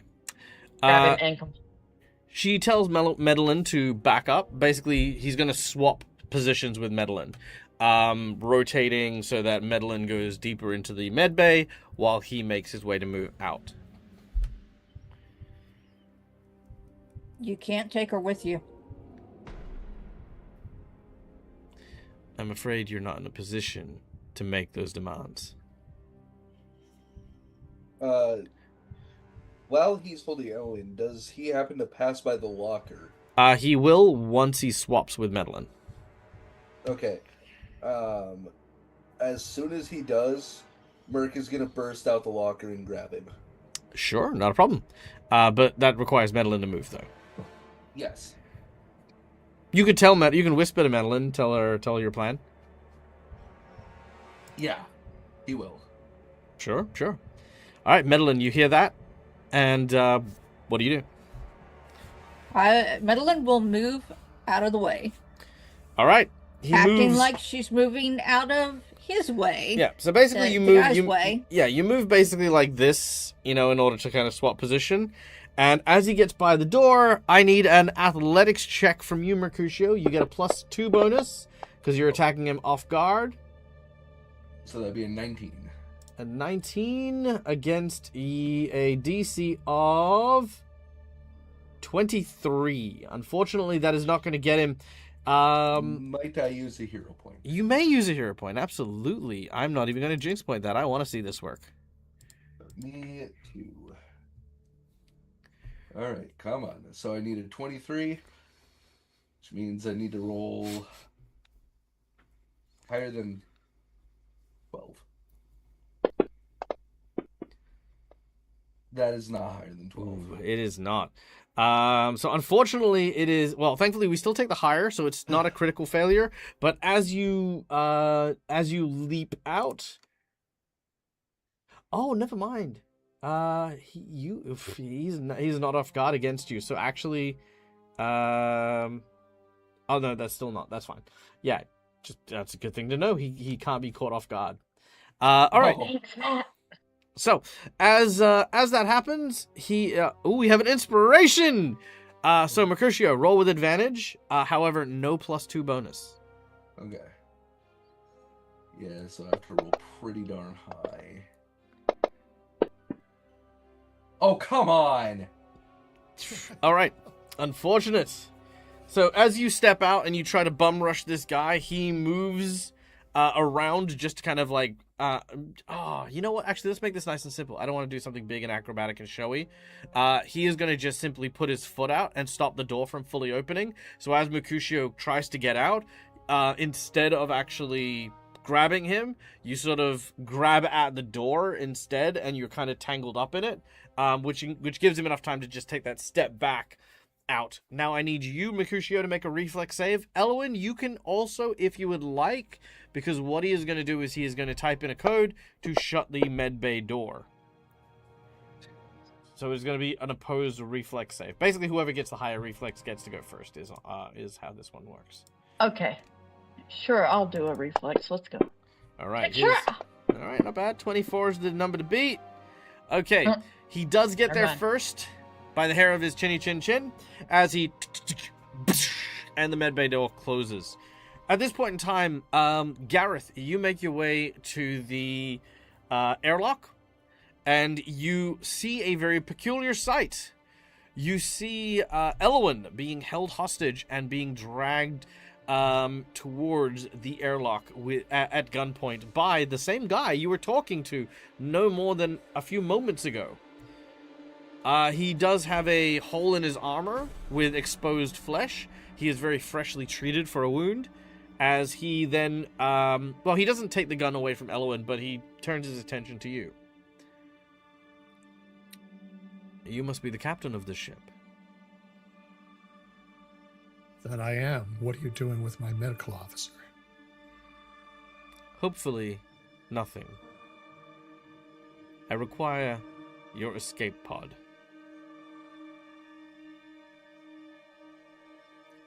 Question above the table. Do we have an escape pod? No. I was gonna say. Question above the table. Would Garrett see the That's what I bracelet? Sorry, Ellen, what was your question? The bracelet. Would he see the bomb bracelet? Actually, Gareth, you have a lot of experience with exactly the bracelet. So yeah, the second you look at it, you know exactly what it is. Yeah. It's like, that's a bit of a problem because we don't have an escape pod. Side note, you should, but, that's a different issue. As he says... it's a dingy. It's a storage dingy. He says... It's on the shopping list. That is also unfortunate. Because it will mean that if you do not have an escape pod for me to utilize, then I will need to commandeer your ship, Captain. By any means necessary. We're not even going to talk until that is off of her wrist. He will comply. He hits a button, and it drops to the ground. It just sort of...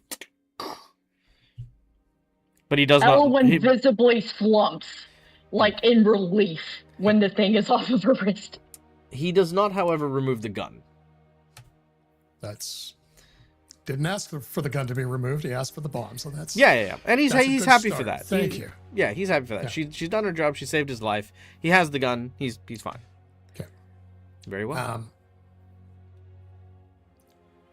When you say commandeer, where would you like us to take you? There are coordinates.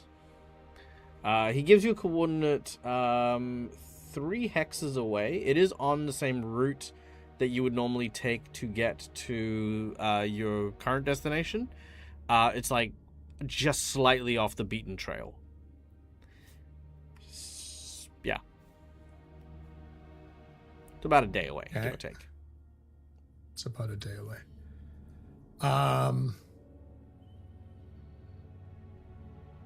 So, meanwhile, Gareth is... Are you stalling, by the way? Listening for the... Yes, he is. Yep, cool. Make partly. a deception check. Because what we'll do here is, rather than just coming up with waffle dialogue, if the intent is to stall, we're going to use a distraction to say that you are asking questions, poking, prodding, and stuff like that in order to stall for this guy to arrive. Yep. Well, that's not going to help. He definitely will recognize that you're stalling almost immediately. like you have bought no time whatsoever. He says, "You've already made a deal with someone else. No matter. The only way forward, Captain, is to make a better deal." Mercutio and Medellin, locked in the medical bay. You are now, obviously, Mercutio, you can open up, and Medellin, you're there. The door is locked. You can make a computing check to try and unlock the code digitally, or you can try to force it open. But this is the situation the two of you find yourselves in. What would you like to do? I have a completely different idea. Mm-hmm. So Merc currently thinks that the best way to... So, was this guy, like, visibly wearing a mask at all? Or is that just, like, his face? I'm happy to say that's his face. Okay. I was kind of liking the idea of, like, a mask or something, but I like it being his face. Yeah. Merc is going to look to Medellin, put on an oxygen mask, and he's going to run over to the computer, and he is... What I would like to do is cut the oxygen to not suffocate, but, like, to put everybody to sleep. Okay. You're gonna have to run that by me, Marcus. You're cutting off the oxygen to put people to sleep, not suffocate them, is the statement I'm trying to grapple with. Yes, without... cut off the oxygen long enough to put everybody to sleep, but not kill them. Right. You want to render them unconscious without the oxygen. Yes, okay. And he knows that it's going to affect Gareth and Ellen as well, but that's why he told Medellin to put put on an oxygen mask, so when he does it... Sure. Okay. Because he doesn't need oxygen. Okay, so given this is your computer, you don't have to beat any firewalls or anything like that. You turn off life support, which also actually affects the temperature, but that's just par for the course with it. Right. So you turn off life support. Everyone will begin suffocating, except for this guy and Mercutio and Medellin. Gareth. Fucking course, he doesn't breathe. No, he's got a mask on. I literally just said like. No, you said that. You said it was his face. You said that was his face. Oh, not the freaking thing. I meant like the actual thing, whatever. Okay, well then that completely changes the thing. That's why I asked if he was wearing a mask. Sorry. My apologies. No. I thought you meant okay. So looking at his like that V-shaped thing, I thought you were asking if he's got a a clear transparent mask. You know what I mean? Like a helmet. He doesn't. But that white bit there on his lips, that's like a like scorpion, or yeah, Sub-Zero. Okay, that's what I was asking because I couldn't tell with the model. Yeah, if it was his face or not. I thought you were gonna decompress him, send him flying out into space because that. Well, I don't know where he is on the ship, so I wouldn't be able to do that. Yeah, right. Sorry, my bad. And even if I did know the other two are there, and I don't want to send them flying into space. Yeah. Okay. Yeah, my bad. Sorry, I misunderstood the question. Then if that's the case, I would like to completely kill contact of the engines with the bridge. So no matter what happens in the bridge, June wouldn't be able to fly it. Bit rude. All right, sure. Just in case, And Merc's gonna call June one-on-one and let her know what's going on. All right, sure. Medellin, what are you doing? After picking up the weapons, Sure. she is going to look around for the vents. And not a problem. see- You know exactly where they are, and you are small enough to crawl in them. Make a survival check if that is where you would like to go in order to try and get out of the lab. Yes. Survival.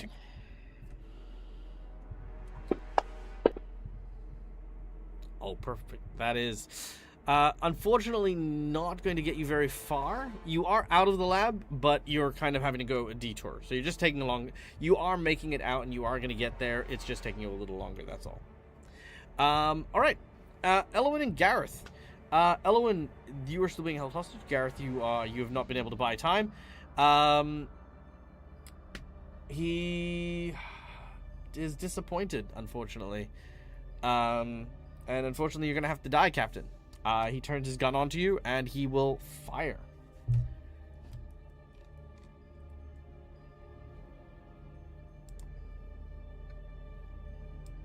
And it's an instant close quarter shot, right? So there's no time for Elwyn to even react or move. Yeah, because he's got his gun trained. We will then go into initiative, because this will instigate our initiative. Oh, there should have been an extra d6 there. Take an extra 4 damage on that one, and we will go into an initiative here. All right, but don't worry. This combat may not last very long, so we will go it. Gareth, you're up first here as he shoots you in the shoulder. Okay. Gareth is going to graviton attune. Mm-hmm. Yep. That's the first thing. And he goes very black. And he is going to...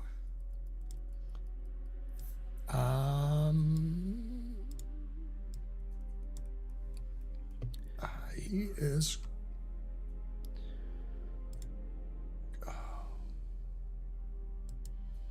How far away is this guy? He's like 10 foot away from you. 10 foot away. Mm-hmm.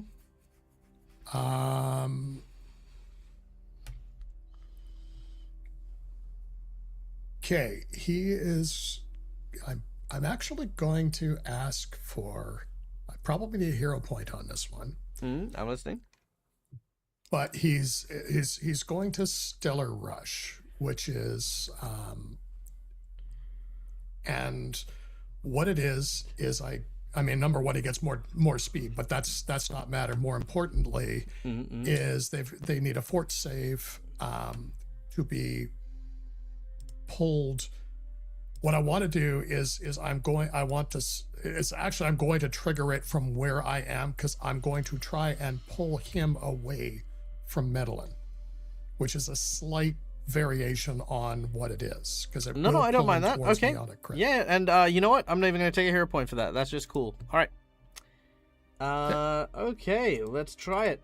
Fort save. He gets a 31. Yeah. Well, I'm pretty sure that beats my against my class DC. Mm-hmm. I'm pretty sure that crits That's against good. it.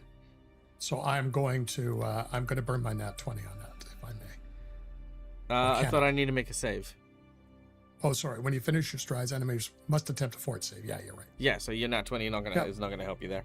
All Okay. right. As you do so, you try to basically pull him back. He manages to firmly grasp his feet. He activates his mag boots and locks himself into place. But that is 2 of your actions and your attunement, I believe. That's 3. Yep. That's all 3. All right. This guy is going to continue to shoot you, Captain. Is that considered a ranged attack? It is. You haven't approached, if I'm not mistaken, so you're still 10 foot away. Yeah. Cool. All right. So, First shot. Your shot.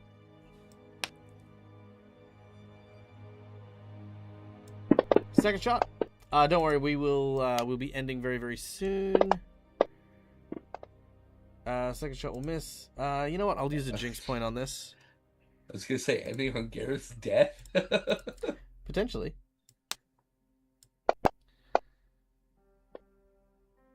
Oh my word. Nope. Alright. And third attack. Man, this thing is just being awful tonight. It is. Oh my god. One more jinx point. Critical Let's do it. miss. Fantasy Grounds. Give me something, buddy. Nothing. Alright. Critical miss. Alright. His gun is now out of ammo. As He's also going to. Yep. I was going to say, and I'm going to trigger a reaction as well. So. On his missed attack or on the damaged one? The trigger is makes a range attack, and I can force an opening and make a melee attack. He's out of range, so you can't hit him. No, his ability let him move up into Oh, range. if it lets you move, then yeah, that's fine. Yeah. Yeah. Okay. Forces an opening. So. Okay, just a moment. Melee. And so he is going to swing with his. On the assassin. He misses. All right. Unfortunate. Critical You move. misses. Okay. You move up. You take a strike, but are unable to land a hit. All right, Elwyn, you're up next. Okay. Do you not take a crit card penalty? Let's see. That's true. No crit card penalty. Okay, so are Gareth and Guy in melee of each other at this point, or are they still 10 They're in feet melee of apart? each other. All right, so I don't have any hero points left. Mm-mm. I would like to petition to give up my nat 20 to interpose myself between them. Getting between them to push. Technically, you're already there. Oh, and like, am I in between them enough to push them apart? You can just make an attempt to shove I him thought away. I was behind him. Yeah, no, you're not behind him. Okay. You're in front of him. He's holding you at gunpoint, and then Gareth's in front. You know. But you can just make an athletics check to shove him back if you'd like. Okay, in that case, I would like to make an athletics check I would like to shove Gareth back. If Guy is still on top of me, I want to shove Gareth back and All right, kind of Gareth, get Gareth out of melee. Do you concede the push as Elwyn seems to shove you out of the way? Okay, Gareth, you get pushed out of the way. Elwyn, as this happens, we're going to go into a cinematic moment here. He uses the opening you've created and immediately begins to drag you, moving further into the ship.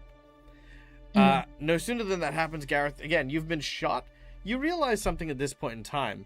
The attacks he is making are not lethal. So, everything he's shot you with has been glancing blows. You should be a lot more injured than you currently are. This is when the airlock receives a strike. Something has attached to the ship. You can see a panel opening up, requesting permission to come aboard. The face of the individual you were talking to. He'll flip it. Flip the switch and let him in. He enters and he looks at you, and in a moment kind of assesses the situation. Where is it? Went that away. And he begins to make his way forward, heading towards it. Now, Elwyn, you can kind of recognize a certain sense of desperation emanating from this individual as he begins to make his way towards the bridge. He demands you to tell him where the bridge is, but on the way, you actually notice something. You can notice behind what looks to be like the side of like kind of a fur headdress that's attached to the helmet that he's wearing. There is a barcode with several numbers on it. And as we end today's session, I would like to tell you guys the bullshit that we did with Schooly Eye's plot twists here. So the thing we did here here we go, was Wanted Fugitive. Number 1, Godric Volblane, recognized by a number of different scars accumulated from their job as an assassin who targets dignitaries. The criminal offense is being an unregistered clone. And had 90 days in order to register himself or be subject to termination. His penalty is ongoing. He has not yet been prosecuted for his crime. So you're actually dealing with the clone of the guy who's coming here hunting him. He is here to simply clean up loose ends. So thank you to Schooly Eye for that fucking lovely piece, a lovely thing. I thought it was a very cool little side quest. I thought it was a lot of fun. Plus, depending on which side of the fence you guys end up on, do you side with the clone or do you side with the actual assassin? The reward for this quest is one of them is going to owe you a favor. And having a favor from an assassin is going to be a useful thing. So there you go. How'd you guys go? Did you guys have fun? Yeah. Yeah. That was so good. I also want to give a oh, sorry, go on, Steve. I was gonna say, did that include the boss buff as well, or is that still coming? That this is the boss buff is included there as well. Yeah. Okay, that's good. Yeah, no, this guy's been buffed. Oh, believe me. Yeah, okay. Yeah, no, there's been buffs. But can I also give a big shout out to this group, because you guys are actually the now first people who have actually handled a hostage situation like you're actually in a hostage situation, right? And I know I've mentioned this so many times on other streams and other channels. It is very hard because when you have hit points and attack values and stuff, it's very hard because people don't recognize that, hey, this person is a hostage. That person could die. It's like, yeah, but that person is 75 hit points. You know? Like, he's not going to do 75 damage. And I tell people this all the time. Whenever I hold someone hostage, the hostage trigger is, I will coup de grace you. That means you will die, because you will take a lethal shot to a vital organ, and no amount of hit points is going to save you. They have a readied action. That's how it works. They are going to take that shot should you not comply. Medellin, for example, when Medellin had their hands up and went for their comms, that was the readied action to trigger. If you did anything twitchy because he was aiming at you at that time, that triggered the reaction. Unlike Elowin, who is being held in the hostage situation, Medellin, however, wasn't subject to the coup de grace insta-kill thing. So that's why Medellin only got a cursory shot. If Elowin had done something, let's say Elowin tried to strangle this guy, then Elowin would have been shot and it would have been a death. You know. But Mercutio remained calm, remained cool, hid in the locker until a point to jump out and try to do something. I loved that scene. Even though it didn't work, that was still freaking amazing and sold like the actual tension of the scene so freaking well. Medellin now jumping around in the vents and stuff like that. I love the fact that you knew when to comply and when to fight back. That was fucking awesome. And then Gareth doing that negotiation, trying to stall for time as the other guy was showing up. Unfortunately, with the natural one getting called on it, which just feels par for the course, you know, for that kind of, like, you know, sort of, you know, fun little thing. But now, you know, we're sort of learning more and more about this guy as we go through. And here's the interesting thing, which, you know, I'm going to pat myself on the shoulder for this. Elowin, you've done amazing because you're a very empathetic character, and I love Elowin's energy. Even if this guy is holding you at gunpoint and threatening you and stuff like that, you're still a doctor first and foremost, and I think that has played so well as a character for you. But here's the crazy bit. Through Elowin, we are now seeing the clone, and let me ask you this. What is everyone's current opinion of the clone? Elowin has clocked that he's not, other than like the bomb bracelet being like a safety measure, he hasn't actually enacted anything lethal. And she's clocked that, so she's picking up desperation and like a frenzied energy and somebody who just wants to be left the frick alone. So that's where my head is at with her and how she sees him. Me as a player, though, it's a very interesting moral dilemma, and I love it. He's out of bullets. He's severely wounded. He's running from this guy who looks exactly like him. You know, desperation is definitely how the vibe happened. But did you get that impression when he first showed up? No, it devolved. And I think, And I want to give this as a shout out to you. You're the reason it was able to evolve that way. And I want to point that out. Having a good scene partner is not about just telling everyone how cool your character is, but allowing them to discover and allowing them to, you know, uncover these things through their actions and their interactions. So it was very, very cool getting to do that with you with this character. And I definitely love how they've ended up turning up. Even the bits where Medellin, you were coming in and you were kind of in that, you know, sort of like the standoff situation. Even the threats weren't threatening. Do you know what I mean? Like, there was, you know, like, even the whole, like, that's the best you're gonna get. That was a fucking cool moment. I loved that. And the fact that there was, you know, like, he just stood down from that, you know? There was that moment. He complied. He basically said, yeah, okay. But if you do something, I'm gonna shoot you. Mercutio, towering fucking giant robot man, you know? Again, same thing. If you started a fight there, you know, we would have just gone straight into a fight, lots of shooting, lots of battle and stuff like that. But by going into the locker, a tougher thing to do, you then had this scene where you got to go in and be the one to inform the captain. You got to come up with the plan and even, you know, hatch an attempt to try and free Elowen. That, for me, even though it failed, builds so much for this story. So, you know, like I tell people all the time, sometimes it's not about just winning in a scenario, but telling what the good story is going to tell you at. Because if you'd overcome that situation or fought earlier on, it would have just ended the story and that would have been it. But instead, you're telling something freaking awesome with Mercutio, and I'm super interested to see, especially now that the ship can't move because you've disabled its engines, what is going to happen next. Because this guy has no choice. He can't fix the engines, you know what I mean? Like, you've cut him out at the legs, so he's going to have to come up with something else. And Gareth, again, you know, your concern for your crew and your ability to fight for them, absolutely spectacular as always. Always being caught onto the offside of having to negotiate with some very colorful characters and stuff. I think you're getting better each and every time you go and do this. Every time you have a moment to be able to take on the captain's role, I feel you getting a little bit more confident, a little bit more assured of yourself. Like even the bit where you're like, June, go to the med bay and sort this out. And June's like, I'm a pilot. Yeah, yes you are. So yes you are. I'm going that way now. Fuck you. It's like, yeah, I was kind of a moment of like, yeah, I love that.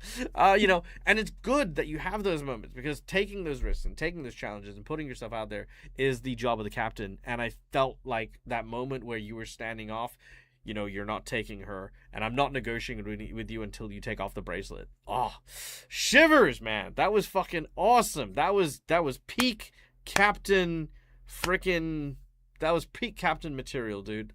So 10 out of 10. So yeah, there you go. We have a first time chatter. Kaylee's, hey, lover of the game and fellow streamer checking out what's out there. Well, welcome in. Good to see you. If you are a fellow streamer, I'm going to drop you a follow. I haven't checked out your stuff, but I will be sure to do so.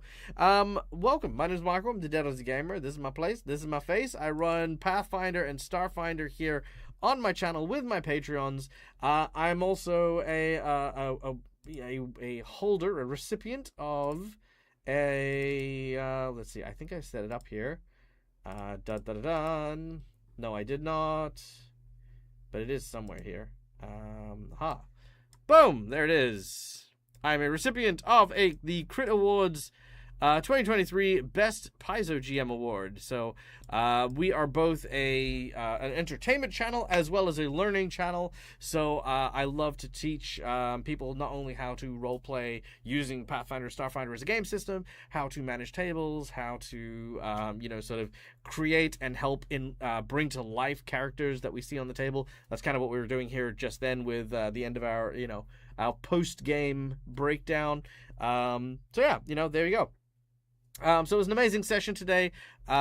Big kudos to my players. We had like a big standoff between a clone who was on the run, who had managed to take our medical officer hostage in order to treat some of his wounds, and now the group is going to next week have to deal with the original coming and facing down the clone, and oh, it's gonna be so cool. But yeah. That's us. We're gonna be back on Wednesday for Season of Ghosts, which is of course our TNEs / Asian styled RPG adventure. So if you want to check us out then. But in the meantime, guys, thank you so much for listening. Thank you so much for watching. We hope you had a wonderful time wherever you are, whatever you happen to be doing. May your dice bless you with the most interesting of rolls. And as always, until we meet again, stay safe, stay kind, be wonderful to each other, because fuck, it's hard enough, without being, it's hard enough without people being assholes, okay? And until we meet again, game hard or die trying. Good night, folks. Bye! Bye!